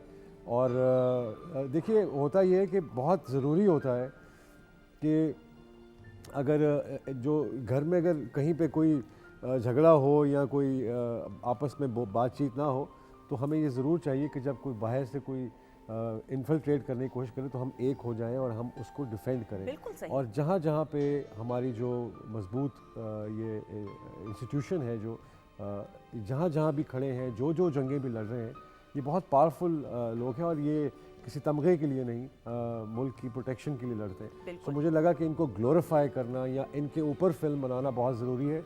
हमें ब्रांड पाकिस्तान जो है वो भी दुनिया में दिखाना बहुत ज़रूरी है, बिकॉज हर आदमी अपना पहलवान लेके दुनिया के एंटरटेनमेंट के मैप पे फिर रहा है। बिल्कुल। सो आई थिंक लोकली हमें बहुत ज़रूरी है कि हम इसको लेके चलें। बिल्कुल, और हम खराज तहसीन पेश करते हैं उन तमाम जवानों को जो हमारे मुल्क की हिफाजत करते हैं और अपनी जान का नजराना पेश करने को तैयार हैं और पेश करते भी हैं, और उन माओं को सलाम पेश करते हैं जो इतने जवानों की, अपने बेटों की ऐसी तरबियत करती हैं कि अब एक सेकंड के लिए भी अपनी फ़िक्र नहीं वो करते, और हमारे लिए और हमारे मुल्क की हिफाजत के लिए वो किस किस अंदाज से कुर्बानियाँ दे रहे हैं। ये काबिल सताइश बात है। शान, अब हम जब इस फिल्म को देखते हैं, अपनी नौयत की आप फिल्म है, मुझे कुछ ज़्यादा इसलिए तारीफ़ करने की ज़रूरत नहीं बिकॉज माशाल्लाह दुनिया तारीफ़ कर रही है इस प्रोमो को देख के। एक आम तासुर रहा, और आपसे बेहतर कौन बता सकता है, you ruled and you are still ruling माशाल्लाह द फिल्म इंडस्ट्री, कि जो रिवाइवल ऑफ फिल्म सिनेमा हुआ दोबारा से, तो ड्रामे की नौयत की भी फिल्म्स बनना शुरू हो गई। लोग कहते थे कि जी हम पैसे खर्च करके तो जा रहे हैं, लेकिन हमें वही लग रहा है कि हम ड्रामा, ये फिल्म हटके है, दिस इज़ टोटली डिफरेंट। जी, बिकॉज मेरे ख्याल में हमारे जो ड्रामा के जो लोग हैं जो फिल्म्स की तरफ आ रहे हैं, बड़ी अच्छी बात है कि वो फिल्में बननी चाहिए, ज़्यादा से ज़्यादा बननी चाहिए। लेकिन अगर कोई वनडे क्रिकेट का या टेस्ट मैच का कोई बैट्समैन सुपरस्टार है, तो जब वो T20 में आता है तो उसको उस गेम को समझना होता है, उस फॉर्मेट को समझना होता है, अपने आप को अलाइन करना होता है उसकी प्रोज एंड कॉन्स के साथ। तो हम लोग सिंपली ये समझ के शिफ्ट नहीं कर सकते कि ये तो कैमरा है तो वहाँ भी यही कैमरा है, यही एक्टर है, यही कहानी है। सो आई थिंक पेस का बहुत फ़र्क है, टाइमिंग का बहुत फ़र्क है, स्क्रीन प्ले का बहुत फ़र्क है। स्क्रीन प्ले एक बहुत इंपॉर्टेंट चीज़ है फिल्म के अंदर। ड्रामे में भी होता है लेकिन वो ज़रा स्ट्रेच्ड होता है because you have more time. तो जो फिल्म है वो T20 है और जो ड्रामा है वो टेस्ट मैच है। सो आई थिंक इसके फॉर्मेट डिफरेंट है। लेकिन होता ये है कि आहिस्ता आहिस्ता जब आप करते रहते हैं और सीखते रहते हैं, इसमें सबसे अच्छा अमल तो ये है कि आप सुने और सुन के उस इल्म को हासिल करके उसको इस्तेमाल कीजिए। लेकिन अगर आप इसको प्रैक्टिस में लाना चाहते हैं कि मैं 6 फिल्में बना के सीख जाऊँगा, तो I think that's also fine. और जहाँ तक रिवाइवल का ताल्लुक है, आई थिंक अभी भी पॉलिसीज़ तो होती हैं जो सपोर्ट करती हैं, गवर्नमेंट की तरफ से भी होती हैं, लेकिन मेरे ख्याल में बहुत कॉन्क्रीट स्टेप्स लेने चाहिए। हमारी जो यूथ है उसको नए प्लेटफॉर्म जैसे क्रिएट होने चाहिए। अभी अब आप देखिए सऊदी अरेबिया खुला है, जद्दा खुला है, CPAC चाइना खुला है। सो आई थिंक चाइना का भी जो है वो सिर्फ इंफ्रास्ट्रक्चर नहीं होना चाहिए, जो रोड एंड बेल्ट इनिशिएटिव है सिर्फ वो नहीं होना चाहिए। आई थिंक उसके साथ कल्चरल एक्सचेंज होना चाहिए। हम दोनों को एक दूसरे की कहानियों को सुनना है। हम हमसाए रह चुके हैं बहुत पुराने, और अब हम एक होने जा रहे हैं काफ़ी हद तक। तो हमें एक दूसरे के इमोशंस, एहसासात और कहानियाँ जिससे हम एक दूसरे को जान सकें, चाहे वो ज़ुबान हो ना हो। फ़िल्म की ज़ुबान अपनी होती है, उसका इमोशन अपना होता है। अगर आप फ्रेंच फ़िल्म देखते हैं या ईरानी फ़िल्म देखते हैं तो आपको उसके डायलॉग्स शायद समझ ना आ रहे हो, लेकिन उसके इमोशंस पूरे समझ आ रहे होते हैं। तो मुझे लगता है कि इन फ्रंट्स पे हमारी गवर्नमेंट को ज़रूर चाहिए कि वो काम करें, ताकि हर इंडस्ट्री जो है वो फ़ायदा उठा सके अपने हमसाये से। बिल्कुल सही। म्यूज़िक के बारे में, कोई भी फिल्म म्यूज़िक के बगैर नामुकम्मल होती है, थोड़ा सा म्यूज़िक के बारे में बता जी, म्यूज़िक मेरा हमेशा से बहुत, क्योंकि मैं फ़िल्म का बहुत अहम हिस्सा समझता हूँ इसको। हमारे, फिर मैं कहूँगा अनफॉर्चुनेटली पाकिस्तान का जो म्यूज़िक है वो जिस तरह रेडियो पाकिस्तान का जो हाल है वैसा ही म्यूज़िक का हाल हो चुका है। आई थिंक प्राइवेटाइज हो चुका है म्यूज़िक। स्टेट लेवल पे कोई म्यूज़िक का कोई प्लेटफॉर्म नहीं है जहाँ पे यूथ आके अपने नए इनोवेशन दे सके, या उस म्यूज़िक को हमारे जो ग्रेट्स हैं, लेजेंड्स हैं, मैडम नूर जहाँ हैं, मेहदी हसन साहब हैं, वजाहत अतरे साहब हमारे म्यूज़िक डायरेक्टर, एक one of the top most music directors, M Arshad है। सो आई थिंक इन लोगों को यूटिलाइज़ करना चाहिए ताकि आपकी टेक्नोलॉजी और आपकी हिस्ट्री साथ साथ चलती रहे। आई थिंक इसकी फ्यूजन बहुत अच्छी है। म्यूज़िक इसमें जो है ज़रार में, इट्स अ ब्यूटीफुल जो इनकी जो प्लेलिस्ट है बहुत अच्छी लगती है मुझे, बिकॉज उसके कुछ गाने मैंने लिखे भी खुद हैं। अच्छा, ओके। ज़रा इसमें जो राहत ने जो एक गाना गाया है, बहुत ही उम्दा गाना है वो, और वो हमने इसमें जो मेरा एक बहुत खूबसूरत रिश्ता है आबदा परवीन जी के साथ। मैं उनका एक ग्रेट फ़ैन हूँ, बहुत एडमायरर हूँ उनका। मुझे जब शहर में बहुत शोर सुनाई दे तो फिर मैं उनका गाना सुन लेता हूँ, तो मुझे उस खामोशी का अंदाज़ा होता है जो हमारे साथ एग्जिस्ट करती है और सुकून देती है। तो आबदा जी से मैंने रिक्वेस्ट की थी कि इसमें एक फ़िल्म में, तो उन्होंने एक छाप तिलक उनका एक कलाम है पुराना, तो वो उन्होंने गाया। I think it's she did a beautiful job. Aima Baig है इसमें और जसवाल है इसमें, he sang a very nice song. और मुझे लगता है कि साउंड ट्रैक एक बहुत अहम हिस्सा है फिल्म का, बिकॉज़ हमारे यहाँ इतना, जिसने आपने पहले बात की है कि जो काफ़ी फिल्म्स आ रही हैं वो उनका म्यूज़िक जो है, बड़ा दुख होता है मुझे कि जब एक अच्छा साउंड ट्रैक जो है वो यूज़ नहीं होता या यूटिलाइज़ नहीं होता पूरी प्रॉपर तौर पे। और मुझे लगता है कि अभी म्यूज़िक में हमें बहुत कुछ करना है, और यूथ को जो रास्ता देना है, मुझे लगता है कि सिर्फ वो स्पोर्ट्स, और because they are very energetic, they are full of optimism, they are full of hope. तो मेरे ख्याल में ऐसे प्लेटफॉर्म्स क्रिएट करनी चाहिए जो सिर्फ सियासत और क्रिकेट की हद तक ना हो, उसके अलावा जो टैलेंट्स हैं यूथ में, चाहे वो कहानी लिखने के हों, गाना गाने के हों, म्यूजिशियन बनने के हों, आर्टिस्ट बनने के हों, डायरेक्टर बनने के हों, उनके एक सीरियस कॉन्क्रीट प्लेटफॉर्म्स हुकूमत की तरफ से ज़रूर होने चाहिए, ताकि आपका आर्ट, आपकी सियासत और आपकी जो ज़िंदगी है वो बड़े बैलेंस में चलनी चाहिए। बिल्कुल। और खालिद साहब, आप भी एग्री करेंगे, म्यूज़िक का एक बड़ा ख़ास रोल रहा है, ख़ास तौर पे फिर जब हम आपकी बात करते हैं तो आपने हमेशा गोल्डन एरा के गानों को गाते हुए जो है एक अपना नाम तो बनाया इनफरादी सतह पे, लेकिन ट्रिब्यूट भी पेश की। तो I think music last for ever. तो मेरा ख्याल कहता है कि 50% जो है वो म्यूज़िक फिल्म को लेके आगे चलता है। ऐसा ही है।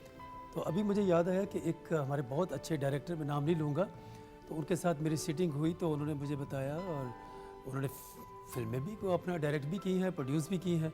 तो कहने लगे कि यार मुझे म्यूज़िक इतना अच्छा नहीं, पसंद नहीं है मुझे म्यूज़िक। तो मैंने कहा सर पूरी फिल्म तो बेस जो है वो म्यूज़िक ही होता है, कि म्यूज़िक होगा, कल गाना चलेगा तो वो पूछेंगे कि ये किस फिल्म का गाना है। तो मैंने कहा आप कह रहे हैं कि मुझे म्यूज़िक पसंद नहीं है, तो मेरा ख्याल है उनका नाम ले देता कि मैं सबको पता चले कि वो था ही नहीं, मैं नाम नहीं लेना चाह रहा। हमारे बुजुर्ग हैं वो, हमारे लिए काबिल एहतराम भी हैं, तो हम एहतराम करेंगे उनका। लेकिन उन्होंने कहा मुझे म्यूज़िक पसंद नहीं, तो मुझे बड़ी हैरानगी भी हुई। और मैंने कहा कि म्यूज़िक तो आपको पता है एक रीढ़ की हड्डी का बिल्कुल ऐसे। और एक दौर ऐसा था कि पहले म्यूजिक बना करता था, उसके बाद फिर फिल्म्स और ये तमाम चीज़ों पे ये इंस्पिरेशन होती है। कई दफ़ा एक गाना सुन के आपको स्क्रिप्ट याद आ जाता है कि इसके साथ ये कहानी जुड़ सकती है। कई दफ़ा आपको फिल्म ख़त्म करने के बाद फील होता है कि यहाँ पे गाना होना चाहिए। तो आई थिंक ये जो फ्रीडम होती है डायरेक्टर की या स्क्रिप्ट राइटर की, दैट्स ब्यूटीफुल। बिल्कुल true. Now talking about the cast, Nadeem Baig sahab. जी, बेग साहब तो मेरे बहुत बड़े, बहुत सीनियर, बहुत सीखता हूँ आज के दिन तक उनसे, बहुत कुछ सीखता हूँ। He is done an amazing job. और सबसे बड़ी बात ये कि I wanted this film to have a very international look, ताकि ये जब दुनिया में अभी रिलीज़ हो रही है 25 को ही, यूके में, कनाडा में, डेनमार्क में, स्वीडन में, नॉर्वे में, सो इट्स कमिंग एवरीवेयर। और सबसे बड़ी बात ये है कि ये फर्स्ट टाइम हमारा हीरो जो है वो ब्रांड पाकिस्तान है। He is not a brand for some channel और for for his title of the film. So मुझे लगता है कि हमें हमारे ओवरसीज़ जो पाकिस्तानीज़ हैं, they play a very important role in Pakistan. मुझे लगता है कि जो रेमिटेंस वो भेजते हैं, जिससे मुल्क चलता है और सब्ज़ रहता है और बहुत बड़ी सपोर्ट है उनकी, आई think that community should work for promoting brand Pakistan, whether it's textile, whether it's food, whether it's films, whether it's music. सो मुझे लगता है कि उनका बहुत इंपॉर्टेंट रोल है. सो ओवरसीज़ पाकिस्तानीज़ शुड सपोर्ट, ताकि ये जो हम ब्रांड पाकिस्तान के ऊपर काम कर रहे हैं वो हम सबका है. हम शायद डिफरेंट पॉलिटिकल पार्टी से बिलोंग करते हो, लेकिन हम हैं सारे एक ही मुल्क के शहरी. और हमारे लिए जब ब्रांड पाकिस्तान आए तो हमें अपनी पॉलिटिकल एफिलिएशन या ओपिनियन से बालातर होकर उसको सपोर्ट करना चाहिए. Very well said. नाम जो है Zarrar is a very powerful and a very catchy name. एकदम से जो है अपनी तरफ खींचता है ये नाम. इस नाम को ज़ाहिरी बात है फिल्म रिप्रेजेंट कर रहा है नाम. कितना टाइम लगा इसको सोचने में और इस आइडिया को कंसीव करने में? आई थिंक जब मैं असल में जब कहानी लिखता हूँ तो मेरे लिए सबसे इम्पोर्टेंट चीज़ होती है कैरेक्टर डेवलपमेंट, बिकॉज मैं खुद एक एक्टर हूँ. तो मैं जब कैरेक्टर लिखना शुरू करता हूँ तो जब उस कैरेक्टर की ट्रेट्स सामने आती हैं तो वो अपना नाम कई दफ़ा खुद पुकारता है. तो कई दफ़ा आपको बहुत जय्यद नाम चाहिए होता है, कई आपको चाहिए होता है कि सॉफ्ट नाम हो, कोई रोमांटिक नाम हो. सो आई थिंक जो कैरेक्टर आप डेवलप कर रहे होते हैं, तो ज़रार एक ऐसा कैरेक्टर है जो जिसको पाला नदीम साहब ने, because he was in the army. So वो भी आर्मी में ही गया और his father was a very very big hero of the army. लेकिन उसके बाद वो नदीम साहब ने उसे ट्रेन किया, उसे उसकी जो बेस्ट क्वालिटीज़ थी उसके ऊपर लेके गए. तो जब वो उस एजेंसी में काम उसने करना शुरू किया तो नदीम साहब के साथ उसका बहुत गहरा लिंक है. और ये सारा एरिया जो ज़रार उसका नाम रखने में आया तो वो उसके फादर का नाम होता है, तो वो उससे आते हैं. वैसे भी इसके और भी 2-3 चीज़ें हैं कि मेरे अब्बा की फिल्म थी ज़रका, उसके भी पहले 3 ZAR था. तो I wanted that to be a part of, because I carry him with me, just not just genetically but I think in my ideology and everything else. तो वो एक रिश्ता जो है, और उसको वो एक वॉर मशीन है, एक अपने फोकस्ड, अपने 100%, because he is not Rambo. हमारे यहाँ ये कॉन्सेप्ट है कि हीरो, एक्शन हीरो जो होता है वो रैम्बो की तरह हर चीज़ तबाह की, और commando, he is a very precise, he knows what he's doing. So don't expect a lot of bomb blasts and all that. It's a very precise the way he works. He's very articulate about how he plans this, जिस enemy को भी उसने निकालना होता है, तो वो उसको बड़े प्लानिंग से करता है. So I think उसमें फिर एक एंगल ऐसा आता है कि he's a totally focused war machine. तो he falls in love. और वो डेटा उसका होता ही नहीं है. He has never been trained for this emotion. Amazing. So और वो emotion भी वो जो एक किरण मालिक is playing a journalist. So मुझे लगा कि बहुत. And she's a brilliant actress by the way. She's a brilliant actress. Person also and great model and great actress. तो मुझे लगा कि वो एक ऐसा रिश्ता है आजकल जो पाकिस्तान में आप देखें तो न्यूज़ चैनल्स और न्यूज़ एंकर्स के साथ एक ऐसा रिश्ता है आवाम का कि उसको एड्रेस करना बहुत ज़रूरी था. बिकॉज आपने इतनी रिस्पॉन्सिबिलिटी एंकर्स जर्नलिस्ट पर डाल दी है कि उनकी लाइफ के ऊपर, उनकी जो स्ट्रगल है उसके ऊपर, उनका जो प्रेशर है उसके ऊपर, उनका जो फ़ैसला है उसके ऊपर फिल्म बनना बहुत ज़रूरी थी. बिकॉज ताकत और आवाम के दरमियान एक ब्रिज होता है जिसे आप जर्नलिज़म कहते हैं, और वो लोग कहते हैं जो पाकिस्तान का ओपिनियन क्रिएट करते हैं. तो एक ऐसी लव स्टोरी जो बिल्कुल पोल्स अपार्ट लोग हैं, और किस तरह वो इकट्ठे होते हैं और किस तरह वो इस डेटा में जाते हैं, किस तरह वो एक दूसरे को जानना शुरू करते हैं. So it's not just an action packed film, it's not just a conspiracy और external threat film. Yes that is there also, लेकिन हमारे यहाँ it's a complete commercial action love story. और हमारे यहाँ अक्सर लोग उसको जेनेरिकली बहुत एक साइड पे कर देते हैं. मुझे लगता है कि ऐसा होना नहीं चाहिए. Film should be a commercial aspect at the same time because it's a business. बिल्कुल सही. अक्सर हमें ये शिकवा भी सुनने को मिलता है कि जितने भी प्रोड्यूसर्स होते हैं, फिल्म मेकर्स होते हैं, वो कहते हैं कि सिनेमा स्क्रीन ज़्यादा नहीं दी गई, प्रोवाइड नहीं दी गई. हमने माजी में भी देखा. आपने किस तरीके से इस बात का एक एजेंडा भी कह लें या किस तरीके से हमारे जो स्केड्यूल डिस्ट्रीब्यूटर्स हैं IMGC, I think they are one of the best distributors. They have been a huge support. और जिस तरह वो फिल्म को लेके चल रहे हैं, जिस तरह प्रमोट कर रहे हैं और जिस तरह डिस्ट्रीब्यूट कर रहे हैं. देखिए पाकिस्तान के अंदर तो ऑब्वियसली ये इश्यूज़ हैं कि स्क्रीन्स कम है, लेकिन इंटरनेशनल जैसा मैंने कहा कि हमारी जो रिलीज़ है वो बहुत इंपॉर्टेंट हो गई है. Because I think it brings in 60 to 70% of the remittance जो बिजनेस है. और अगर चाइना खुल जाता है तो आप 38,000 स्क्रीन्स हैं वहाँ पे। वाओ। और स्टेट ओन्ड है, यानी आप एक बटन दबाएंगे तो 38,000 सिनेमा में एट अ टाइम चलेगी। अब तो हॉलीवुड और वेस्ट जो है वो चाइना के साथ अलाइन करके अपनी फिल्म इंग्लिश फिल्म लेके आता है। सो इट्स दैट इम्पॉर्टेंट ना, और हमारे तो बिल्कुल पहलू में है और पहलू में नहीं भी है कल्चरली। सो मुझे चाहिए कि हमें चाहिए कि हम इस डेवलपमेंट पे जब तक काम नहीं करेंगे, हमारे जो इम्पोर्टेंट डिसीजन मेकर्स हैं जब तक वो ब्रश ऑफ करते रहेंगे इनको, ये इंडस्ट्री एज अ बिज़नेस इतने ग्रोथ में नहीं जाएगी। लेकिन उसके बावजूद जहाँ मैं ये कह रहा हूँ, आज जितने OTT प्लेटफॉर्म्स खुलना शुरू हो गए हैं, नेटफ्लिक्स है, अमेज़ॉन है, अभी $42 बिलियन हमें सीपैक से आया है, लेकिन जेफ बेजोस जो अमेज़ॉन के मालिक हैं उन्होंने $42 बिलियन इंडिया में दिया है। उनको कहा है कि मुझे अमेज़ॉन प्राइम के लिए कंटेंट बना दें। ओके। सो अगर आप कल्चरली अपने आप को इतना स्ट्रॉन्ग करते हैं और कॉस्ट कटिंग में जाते हैं, so I think it's one of the most profitable businesses anywhere. बिल्कुल सही, बिल्कुल सही। नौशान, अब आप हैं हमारे साथ मौजूद, बहुत सारे सवालात। ज़रार फिल्म तो 25 नवंबर को इंशाल्लाह आप देखेंगे, इंटरनेशनली भी साथ ही साथ, और पूरे आप साथ खुद ही अनाउंस कर दीजिएगा ताकि। I think it's going to be played everywhere in the world इंशाल्लाह। जहाँ जहाँ जो कंफर्मेशन हमारे पास है, that's UK, Canada, Denmark, Sweden, Norway, US। So ये हम सब अभी हमारी ओके हो गया है, सेंसस हो गई, वहाँ पे रेटेड हो गई है। So inshallah, you'll see Zarar, brand Pakistan, in a cinema near you, wherever you are. Take your friends there, ताकि आप बता सकें कि पाकिस्तान की जो असल कहानियाँ हैं या असल हीरोज़ हैं, या जो उसका जो हुजम है फिल्म का, या उसकी जो टेकिंग है, वो आप भी बूस्ट कर सकते हैं अपने दोस्तों को कि this is how Pakistan makes films. So please go and watch it. बिल्कुल। और PTV ग्लोबल के जो नाजरीन हैं, ख़ास तौर पे जो पाकिस्तान से बाहर मुकीम है, सो ये तमाम इन्फॉर्मेशन आपके लिए। Are you a perfectionist? Do you believe in everything? Really? Yes. तो does that make you a difficult person to That hang makes me a very lonely person actually. Yeah, because you don't find perfection in a lot of things, especially if you are living amongst all the people that you live amongst. Yeah, the pause was good. Yeah, मैंने you समझ understood लिया। the fact.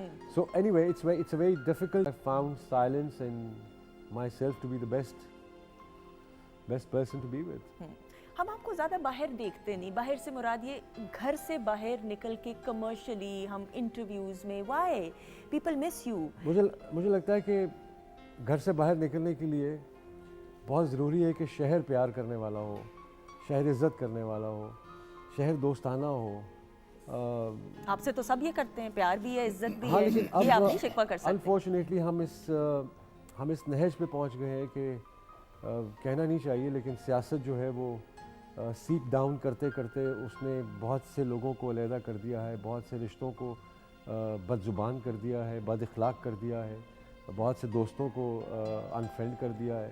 सो मुझे लगा कि हम भी उसी circus का हिस्सा हो गए जो सर्कस बड़े खेलते हैं। सो दुख होता है इस बात पे।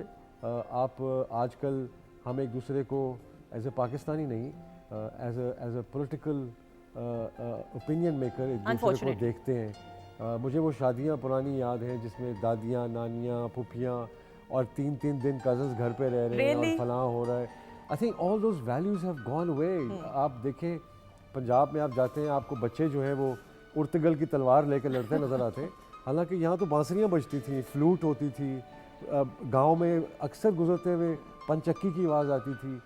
तो ये आवाज़ें, ये शहर की जो आवाज़ें हैं, बेसिकली ये वो आवाज़ें होती हैं जो आपको घर से बाहर लेकर जाती हैं। बिल्कुल सही। तो जब बाहर से इतना शोर आ रहा हो और इतना कुछ हो रहा हो, तो बंदा कहता है यार मैं इस अल्लाह ने जो छोटी सी जन्नत दी है मैं इसी में बैठा रहूँ। So it's better. बाहर जाते हैं, सियासत बहुत ज़्यादा है, सिर्फ ये मुल्की सियासत नहीं, हर डिपार्टमेंट में, हर शोबे में, टेलीविज़न देख लें वो सियासत से भरा पड़ा है। हम लोगों का आपस में एक्टर्स का या तो कथासिस कैसे करते हैं? गुनगुनाने का शौक है शान? ये तो वैसे अजीब सा सवाल मैंने किया, ऐसा हो नहीं सकता कि आप देखिए वो तो मेरा जो काम है डायलॉग डिलीवरी जो है उसके अंदर सुर का उतना ही अहमियत है जितनी इनके गाने में है। मेरा रियाज भी वही है जो इनका रियाज है, लेकिन ये इनको अता है। मैं अपने काम के लिए जितना इस्तेमाल कर सकता हूँ उसको करता हूँ। बिकॉज तलफ़ुज़ ठीक करना, लफ्ज़ का वज़न समझना, उसको पकड़ना और छोड़ना समझना, कहाँ सांस रखना है कहाँ नहीं रखना, डायलॉग में भी इतनी ही मेहनत होती है, वो भी 7 सुरों में ही होता है। लिटरेचर पढ़ने का शौक, शायरी का शौक? जी बिल्कुल बिल्कुल, मेरे अब्बा की बहुत बड़ी लाइब्रेरी है और उनका वो खुद एक जर्नलिस्ट थे, उन्होंने ज़रका फिल्म ये बिल्कुल मन रियाज शहीद शाहिद साहब का फरंगी, तो तो बहुत बड़ा नाम। वो इनहेरिट मैंने जो ज़्यादा चीज़ें इनहेरिट की हैं वो किताबें हैं, आइडियोलॉजी है, वो क्या सोचते थे, किस तरह की फ़िल्म्स करते थे। कश्मीर पे फिल्म उन्होंने 1971 में बनाई, फ़लस्तीन पे फिल्म उन्होंने 1967 में बनाई। तो मुझे लगा कि सिर्फ शनाख्ती कार्ड पे बाप का नाम साथ होने से आप रिप्रेजेंट नहीं करते उनको। यहाँ दीवार पर तस्वीर लगा लेने से वो एहसास नहीं पूरा होता कि मेरे वालिद हैं, जब तक आप उनकी तरह उनकी सोच पे या उनकी पैटर्न पे या उनकी आइडियोलॉजी पे कुछ इन्वेस्ट नहीं करते, कुछ टाइम इन्वेस्ट नहीं करते। तो इसी तरफ से मैं, और वैसे भी शायरी किसको पसंद नहीं बिल्कुल होगी, ऐसा ही है। और यहाँ लिटरेचर किसको पसंद नहीं होगा। आज की दलील देने के लिए मुझे माजी की बातें याद रखनी पड़ेंगी, तो अगर वो मेरे पास नहीं होंगी तो मैं आज की दलील नहीं दे सकूँगा। बिल्कुल सही। कोई कुछ ऐसा कलाम आप हमारे साथ शायरी कुछ चंद अशार जी पेश करना बिल्कुल, चाहें? शेर तो बेइंतहा हैं, लेकिन या ब्रेक के बाद कर लें थोड़ा ब्रेक सा? के बाद कह लें, क्योंकि मेरा जहन सारा ज़रार में है इस बिल्कुल बिल्कुल, हमारा भी जहन ज़रार पे है। और 25 नवंबर को इंशाल्लाह ताला सिनेमा घरों की स्क्रीन की जीनत बनने वाली है। Yes, don't forget the date, mark the date, 25 November Zarrar film is going to be there. और yes, you can see the difference माशाल्लाह से, जिस तरीके से ट्रेलर्स हम देख रहे हैं सोशल मीडिया पे भी, आपको भी हमने दिखाया। खालिद बेग साहब हमारे साथ मौजूद हैं, तो खालिद बेग साहब की आवाज़ में सर आ जाए, बहुत सारी क्लैप में।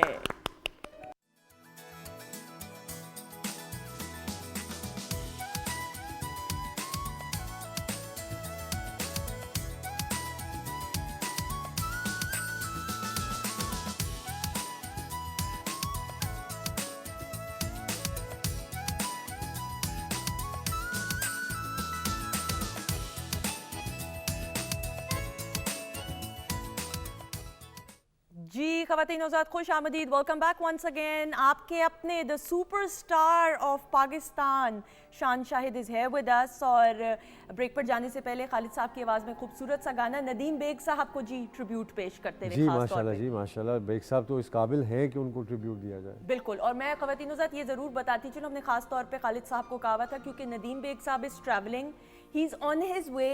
अल्लाह करे कि टाइम पे पहुंच जाएं, क्योंकि उनकी फ़्लाइट थी, कराची से लाहौर लैंड किया। मैंने शुरू में अनाउंस कर दिया कि he will be part of weekend at home, लेकिन मुझे ये बताया जा रहा है कि भी वो रास्ते में, तो होपफुली अल्लाह करे अगर वो टाइम पे आ जाएं। तो इस वजह से हमने ये गाने खास तौर पे उनको ट्रिब्यूट पेश करने के लिए।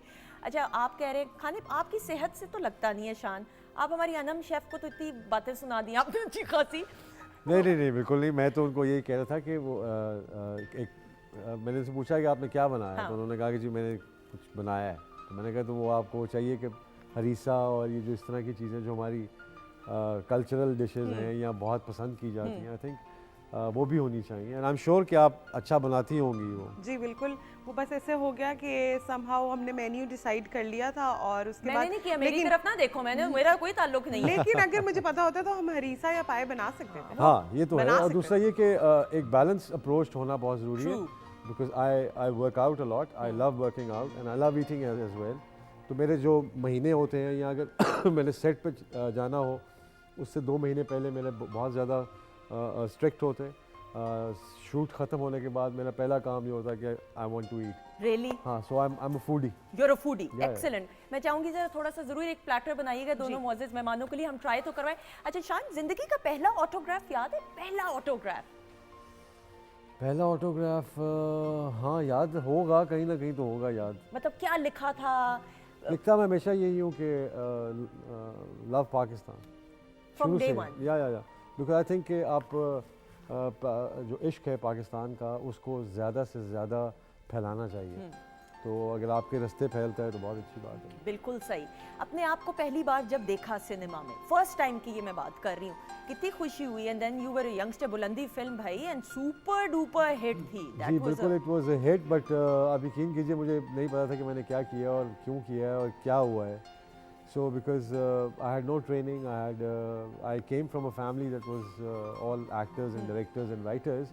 लेकिन मैं HSN कॉलेज में था, उसके बाद मैं न्यूयॉर्क चला गया, तो हम लोग इतना इन्वॉल्व नहीं रहे इंडस्ट्री में, बट इमोशनली वैसे हम बहुत इन्वॉल्व थे।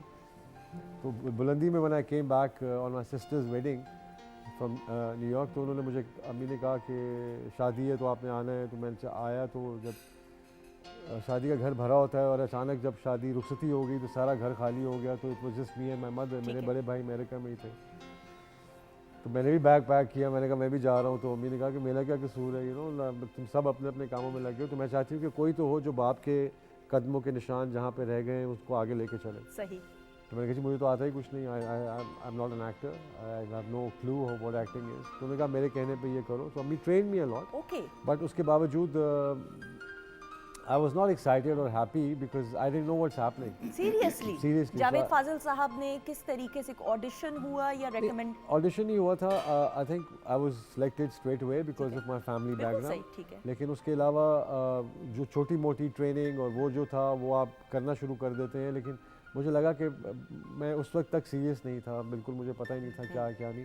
It is when I went back to New York in 92 to find out कि कैमरे के उस तरफ क्या होता है। ओके। तो वो जानने के लिए आपको अपना काम जानने के लिए आपको कैमरे के पीछे का काम समझना बहुत ज़रूरी है। You need to know your territory, you need to know what's happening, light क्या है, कैमरा कितना इंपॉर्टेंट है, इनका कैमरामैन का रिश्ता क्या है एक्टर के साथ, लाइट का क्या रिश्ता है, साउंड का क्या है, वॉइस का क्या है। सो आई थिंक वो अंडरस्टैंड करते करते then you obviously I was हर बंदा बचपन में फिल्में बहुत देखता है और आपकी ऑब्जर्वेशन में वो इमेजेस होते हैं। लेकिन मज़ा तब आता है जब आपको किसी चीज़ का शौक़ पड़ जाए या फिर इल्म हासिल करते हैं आप उसके ऊपर, तो आपकी प्यास बढ़ना शुरू होती है। तो जब मैंने वापस मैं न्यूयॉर्क से आया और मैंने आके दोबारा फिल्म्स में शुरू किया, I think that was my first time that I was serious enough to make it as an actor और बिकम अ डायरेक्टर। उससे पहले का जो अगर आप 3 साल देखती हैं जिसमें मैंने 150, 100, 50, 60 फिल्में कर दी होंगी, आई हैड नो क्लू कि क्या हो रहा है। बिकॉज मैं जो कहता था वो कहते थे ठीक है, बिल्कुल सही। रोल लिया उन्होंने, तालियां बजा दी जो सेट पे होते हैं, किसी ने कुछ कर दिया। अच्छा, तो I thought everything is okay. सही। But when I found out the real essence of changing who you are as an actor, whether it's whatever role that it requires. कोई बैठ के एक कहानी लिखता है और एक किरदार लिखता है और आपको उस किरदार में इस किरदार से निकल के मुंतकिल होना पड़ता है। उसकी नशिस्त व बर्खास्त और है, उसकी बात करने का तरीका और है, वो किसी और स्केल से बात करता है। तो ये तो एक यूनिवर्स है, आप उसको जितना खोलते जाएंगे ये खोलता जाएगा, नेवर एंडिंग है ये तो बिल्कुल। जिस तरह 7 सुरों में 50 लाख गाना है, तो वो आपकी पसंद में या हमारी प्लेलिस्ट में तो 5, 6 या 100 गाना होगा ज़्यादा ज़्यादा, ऐसा ही है। सो डायमेंशंस बहुत बड़ी होती हैं। तो मुझे लगा कि उसके बाद जब मैंने उस प्रोसेस में आया तो मुझे पता चल गया कि this is what I was made to do. Dance गाना, पहला गाना एंड देन फिल्म में रोमांस। पहला गाना बड़ा मुश्किल था बिकॉज वो एक पार्क था, वहाँ पे बहुत सारे लोग खड़े हुए थे और डायरेक्टर ने मुझे कहा डांस कर दे। मैंने कहा ये किस तरह होगा, यू नो लाइक मैं तो बहुत शाय हूँ, मेरा असल नाम अरमगान है और अरमगान अभी तक बहुत शाय है। सही। तो मुझे एक शान क्रिएट करना पड़ा कि वो जोश जिसको शर्म कम आए। तो वो फिर उसके बाद बड़ा मुश्किल था। आई थिंक डांसिंग वॉज, हमें तो आदत है कमरा हो, अंधेरा हो, म्यूज़िक ऊंचा हो, कोई देख ना रहा हो तो हम डांस कर लें। लेकिन but standing in the day time, park 500-600 हज़ार 5,000 आदमी खड़ा हुआ है, बंदा खड़ा हुआ है, वहाँ पे हम डांस करना है। So yeah I think the shyness was there. और मेरे ख्याल में हर आदमी अपने उस तन्हाई के लम्हे में एक बहुत अच्छा डांसर है, बहुत अच्छा गायक है, बहुत अच्छा शायर है। एक्टर सिर्फ ये करता है कि वो प्रोफेशनली उन लोगों को बाहर निकालने का फ़न जानता है। बिल्कुल सही ना। अल्लाह ताला ने आपको बहुत सारी इज्जत से नवाजा अल्हम्दुलिल्लाह, बहुत सारी नेमतों से भी, लेकिन साथ ही साथ बेटियों की सूरत में रहमतों से नवाजा। सो एज अ फादर ज़िंदगी कितनी चेंज हुई, ज़िंदगी गुजारने का नज़रिया कि हमने सोशल मीडिया पे देखा, बड़ा स्पेशल बॉन्ड है आपका हर एक बेटी के साथ माशाल्लाह। मेरी जो वो होता है ना, बचपन आपने कहानी सुनी होगी कि जिन की जान जो है वो तोते में होती है। वाह। तो मेरी जान जो है ना वो 5 तोतों में है। तो कुछ हिस्सा इधर है, कुछ हिस्सा इधर है। तो लेकिन वो सबसे एक ऐसा रिश्ता कायम करना, क्योंकि मुझे लगा कि पाकिस्तान में मेरी ये ख्वाहिश है कि मेरी बेटियां जो हैं वो इज़्ज़त, मकाम, काम, फ़न और फाइनेंशियल इंडिपेंडेंस इंशाल्लाह उनका होना बहुत ज़रूरी। मैं आई am not a father who would जिसको फ़िक्र होती है कि वो शादी कब होगी इनकी। मुझे फ़िक्र ये होती है कि ये अपने करियर में किस दिन वो क्वीन बन के आएंगी, चाहे वो CEO हो किसी कंपनी की या अपना बिजनेस रन कर रही हो, और फाइनेंशियल इंडिपेंडेंस हो उनको बहुत ज़्यादा, डिसीजन मेकिंग वूमन। सो मुझे औरत क्योंकि मैं मुझे पाला था एक ऐसी औरत है जो वर्किंग वूमन थी, ट्रू, तो मुझे हमेशा से इंस्पिरेशन ये रही कि आई मेरा होता है, मेरा I love women who work and have are very passionate about their work, और उनका सक्सेस, उनका फेलियर। देखिए, ये दो इंसान जो है वो हम हैं दो, लेकिन हमारी ख्वाहिशात और हमारी जो ताकत है वो सेम होती है। मर्दों को अपने ख्वाब, अपना सफ़र पूरा करने का पूरा मौका मिलता है, लेकिन औरतों को इतना मौका नहीं मिलता है, सपोर्ट नहीं मिलती है। सो मैं हमेशा से उनको इसी तरह ही ट्रेन करता हूँ, बल्कि आने वाले फ्यूचर के बारे में उनसे सीखता हूँ। आज की जो वैल्यूज़ मैं उनको दे सकता हूँ, जो इंडिपेंडेंस दे सकता हूँ, जो फ्रीडम दे सकता हूँ फ़ैसला करने की और अपना पाथ चूज़ करने की, मुझे लगता है कि वो एक रिस्पॉन्सिबिलिटी है।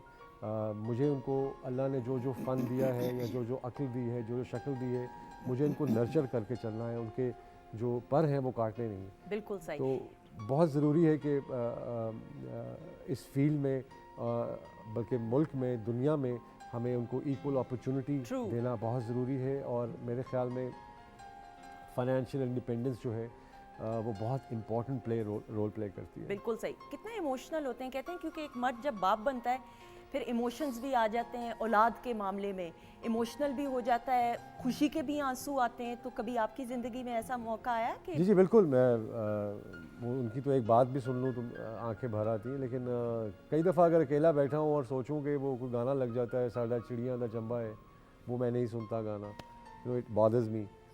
तो इस तरह की चीज़ें आप ज़िंदगी में से ज़रा अलहदा कर दें तो आपको कोई प्रॉब्लम नहीं होती। बिकॉज़ बेटियां होती तो उन्होंने एक दिन तो अपने अपने घर जाना होता है, तो वो जो फीलिंग है वो मैं भी फील नहीं करना चाहता। बट द थिंग इज़ कि जो इश्क, जो प्यार के मायने बड़ों से मिलते हैं, जो आपकी वालदैन की जो तरबियत होती है, मेरे ख़्याल में वो बहुत ज़्यादा छलकती है जब आप अपने बच्चों की तरबियत करते हैं। तो जो चीज़ें हमारे वालिदैन अच्छी या बुरी जैसी भी करते हैं, हर बच्चा जो है वो अडैप्ट करता है उन आदतों को, उन बातों को, चाहे वो उस वक्त बुरी लग रही हो, लेकिन उनके जहन के किसी हिस्से में वो होती ज़रूर है। तो मेरी और आमना की हमेशा ये बात होती है कि अगर आपको मेरे पे गुस्सा है भी तो चलिए कहीं बाहर वॉक पे चलते हैं। Very good. So don't expose us our anger, और हमारा वो एक बुरा लम्हा जो है उसको एक्सपोज ना करें ताकि बच्चों पे उसका असर ना पड़े। तो बहुत इम्पॉर्टेंट ये रिश्ता होता है, बिकॉज बच्चा बिल्कुल एक ऑब्जर्वेशन लैब होती है। वो हर चीज़ ग्रास्प कर रहा होता है। जहाँ तक आमना का और मेरा जो तरबियत का ताल्लुक़ है, तालीम उनके हिस्से आती है और उनकी जिस्म की और तंदुरुस्ती की नशो नुमा मेरे हिस्से आती है। Because I am the one who takes them to the gym, I am the one who very careful about their diet, Okay, excellent. I am the one who gives them that freedom that mom is a little strict because education है। और मेरा तो अक्सर उनसे my eldest बहिश्त, जो बड़ी बेटी है बहिश्त शान शाह माशाल्लाह, है, बहुत खूबसूरत नाम है। she was under 16 gold medalist, Punjab swimmer. Excellent. तो वो अभी आर्मी की टीम में थी, फिर वापदा की टीम में। वो तो she has a passion for swimming, film making, acting, direction। तो she is being nurtured right now. मैं उसको साथ साथ लगा रहता हूँ, उसको बताता रहता हूँ, गाइड करता रहता हूँ। She is going to NCA excellent. In the film department. तो मुझे बड़ी खुशी होती है कि ये अपने, she is very inspired by दादा। तो वो अपने रियाज साहब के स्क्रिप्ट निकाल के वो देखती रहती है, पढ़ती रहती है। शी स्टार्टेड डूइंग, अब तो हर आदमी के पास सोशल मीडिया है, वो अपनी फिल्म्स या अपनी चीज़ें खुद लिखते हैं, खुद बनाते हैं। She is a great singer.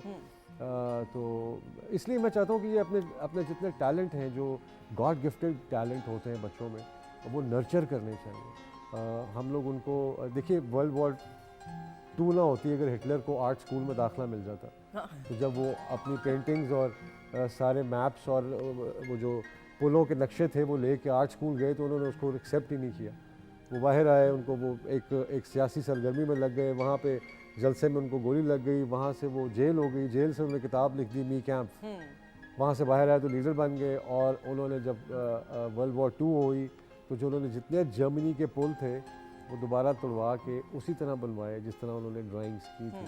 रास्ता कुछ और था, लेकिन उनकी इंस्पिरेशन बाहर में निकल आई। सो आई थिंक अपॉर्चुनिटी देना किसी को बहुत ज़रूरी है। पाकिस्तान में अनफॉर्चुनेटली हमने यूथ को सिर्फ एक पॉलिटिकल अपॉर्चुनिटी दी है और थोड़ी बहुत क्रिकेट की अपॉर्चुनिटी दी है। इसके अलावा हम उनको कहीं पे कोई प्लेटफॉर्म नहीं देते हैं जहाँ पे वो अपना टैलेंट एक्सेल कर सके। बिल्कुल सही। आपकी जो सियासत है वो बाकी चीज़ें जो होती हैं वो मुल्क के अंदर के लिए होती हैं। आर्ट और म्यूज़िक और फिल्म और कल्चरल जितनी चीज़ें होती हैं वो दुनिया को बताती हैं कि आप कितने सोफिस्टिकेटेड हैं, कितने बैलेंस्ड माइंड है आपका। तो बहुत ज़रूरी होता है कि हम पाकिस्तान में आर्ट और कल्चर और म्यूज़िक के ऊपर ज़रूर काम करना बिल्कुल सही। खालिद साहब, आर्ट एंड कल्चर की बात करें, आप क्या कहेंगे इस हवाले से, कितना ज़रूरी है? फिर यंगस्टर्स में हम टैलेंट इतना माशाल्लाह देखते हैं। मेरा ख्याल कहते हैं कि जितना इंसान की ज़िंदगी में ज़रूरी खाना है ना, इतना ही ये आर्ट भी ज़रूरी है, उतना ही म्यूज़िक ज़रूरी है। अगर ये ना हो तो आपको ये दुनिया ना बड़ी बेरौनक सी नज़र आएगी। आप फिल्म देख लीजिए, पूरी फिल्म देखिए, बैकग्राउंड म्यूज़िक ना हो तो आपको फिल्म तो वो मज़ा ही नहीं आएगा वो, क्योंकि जब तक वो उसमें हम म्यूज़िक नहीं डालेंगे तो फिल्म में वो चार्म पैदा नहीं होगा। तो इसलिए म्यूज़िक का तो होना तो अज़ल से ही बड़ा ज़रूरी है, हर चीज़ में ही। बिल्कुल। और वैसे भी कहते हैं मौसीकी रूह की ग़िज़ा है, तो आप कैसे ये ग़िज़ा से महरूम कर सकते हैं? और यहाँ पे हमारे ऑर्केस्ट्रा मेंबर्स भी बैठे हुए हैं। जी माशाल्लाह जी, बहुत अच्छे हैं और इनसे बड़ा, सबसे बड़ा प्यार है और बड़ा मेरे बड़े हैं, बल्कि सारे इनसे बड़ा मैं रिश्ता है मेरा।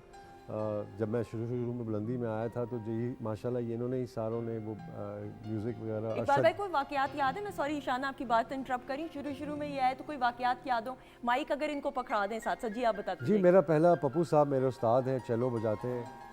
तो जब मेरा पहला डेब्यू था तो उसमें I had to play the cello. ठीक है। तो उन्होंने, जावेद साहब ने मुझे कहा कि आप आएँ और चेलो सीखें इनसे। तो पप्पू साहब से फिर बड़ा चेलो सीखा और फिर उसी सिलसिले में आप लोगों से।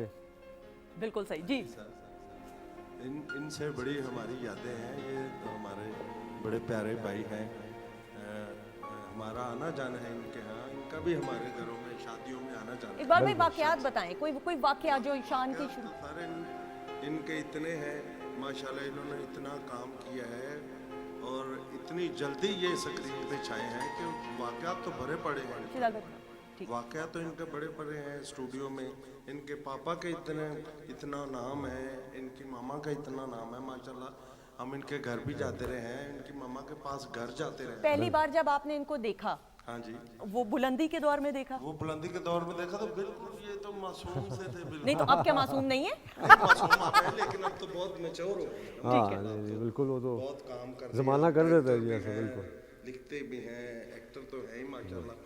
हमारे मुल्क का नाम है, बहुत बड़ा नाम सर। और ये भी जिसका मैं बताता चलूँ, जैसे हमारा एक और प्यार भी बड़ा होता है बिकॉज इनका भी सबका एक घराना है जिसके बाद ये म्यूज़िक इनके सीना बसीना चलता आ रहा है। इसी तरह हमारी फिल्म है, हम भी वो फैमिली है जो सीना बसीना फिल्म चलती आती। तो हमारा एक वैसे ही एक रिश्ता बड़ा खूबसूरत है। बिल्कुल। और इनसे इल्म मैंने, जो पाकिस्तानी, जब मैं बाहर से आया, यहाँ का म्यूज़िक और था, कौन कौन लोग हैं जिनको सुनना है, किसकी बात सुननी है, कौन सा सुर है, कौन क्या सुर में गाता है, इन सब के साथ बैठने से ही इस बात का इल्म हुआ कि पाकिस्तान का जो अपना म्यूज़िक है वो क्या है। बिल्कुल ऐसा ही है, बिल्कुल ऐसा ही। ख़वातीन हज़रात, मैं आपको सच बता रही हूँ, ये रस्मन जुमला नहीं कह रही, वक्त का बिल्कुल पता नहीं चला। और मुझे अगर ये मैं एयरपीस उतार दूँ तो मैं तो फिर मेरे ख्याल में 4-5 घंटे और आराम से गुफ्तगू कर सकती हूँ। It was a pleasure having you Shaan. Thank you so much, it was a pleasure being here. बहुत खुशी हुई, बल्कि पीटीवी आके बहुत खुशी हुई, आपसे मिल के बहुत खुशी हुई। और आप जितना टीवी पे खूबसूरत लगती हैं, आप असल लाइफ में ज़्यादा खूबसूरत हैं। सो मेरे ख्याल में हाँ, तो आपको, मुझे चाहिए कि आपकी जो लाइट है माशाल्लाह, आपका जो कैमरामैन आपको एक्सपोज कर रहे हैं, उनको चाहिए कि ज़रा फ़िल्टर शिल्टर निकाल के और प्योरली आपको एक्सपोज करें, तो मेरे ख्याल में ज़्यादा आपका हुस्न नज़र आएगा। रियली? और इतनी, और सबसे बड़ी बात ये कि इतनी सुबह जो शो होता है, मतलब इतना जो मॉर्निंग में तो हम किसी को नहीं मिलते हैं, तो वो वाला हाल है। Thank you so much for the lovely compliments. आपसे मिलके बहुत खुशी हुई, बड़े अरसे बाद आपसे मुलाकात हुई। और माशाल्लाह आप इतना अच्छा गाते हैं और जहाँ जहाँ गाते हैं पाकिस्तान का आप नाम रोशन करते हैं। शुक्रिया। आपकी आवाज़ माशाल्लाह बहुत अच्छी है और मैं ख्वाहिश करूँगा कि आप अपना भी कुछ गाएं, जो आपका अपना एक एल्बम है वो जरूर। और इस वादे के साथ कि आप दोबारा जरूर आएंगे इंशाल्लाह ताला। जरूर। थैंक यू सो मच ख़वातीन हज़रात। 25 नवंबर ज़रार फिल्म इंशाल्लाह ताला आपके सिनेमा घरों की स्क्रीन की जीनत बनने वाली है। We all the very best and we are looking forward इंशाल्लाह ताला and support the Pakistani cinema. Thank you so much Shaan, all the best and अल्लाह ताला आपको बहुत कामयाबी और खुशियां दे, आमीन सुम आमीन। अनम का बहुत बहुत शुक्रिया अदा करते हुए खालिद साहब sir, thank you so much. आपका बहुत बहुत शुक्रिया। इंशाल्लाह कल आपसे मुलाकात होगी, लेकिन जाने से पहले नदीम बेग साहब को ट्रिब्यूट पेश करते हुए खालिद बेग साहब की आवाज़ में आ जाइएगा। बहुत सारी क्लैप में प्लीज आप शुरू कीजिए। आप आ जाएंगे? आ जाइए, कहाँ आ से जाइए गा रहे हैं? साथ, हमें अच्छा लगेगा। आ जाइएगा।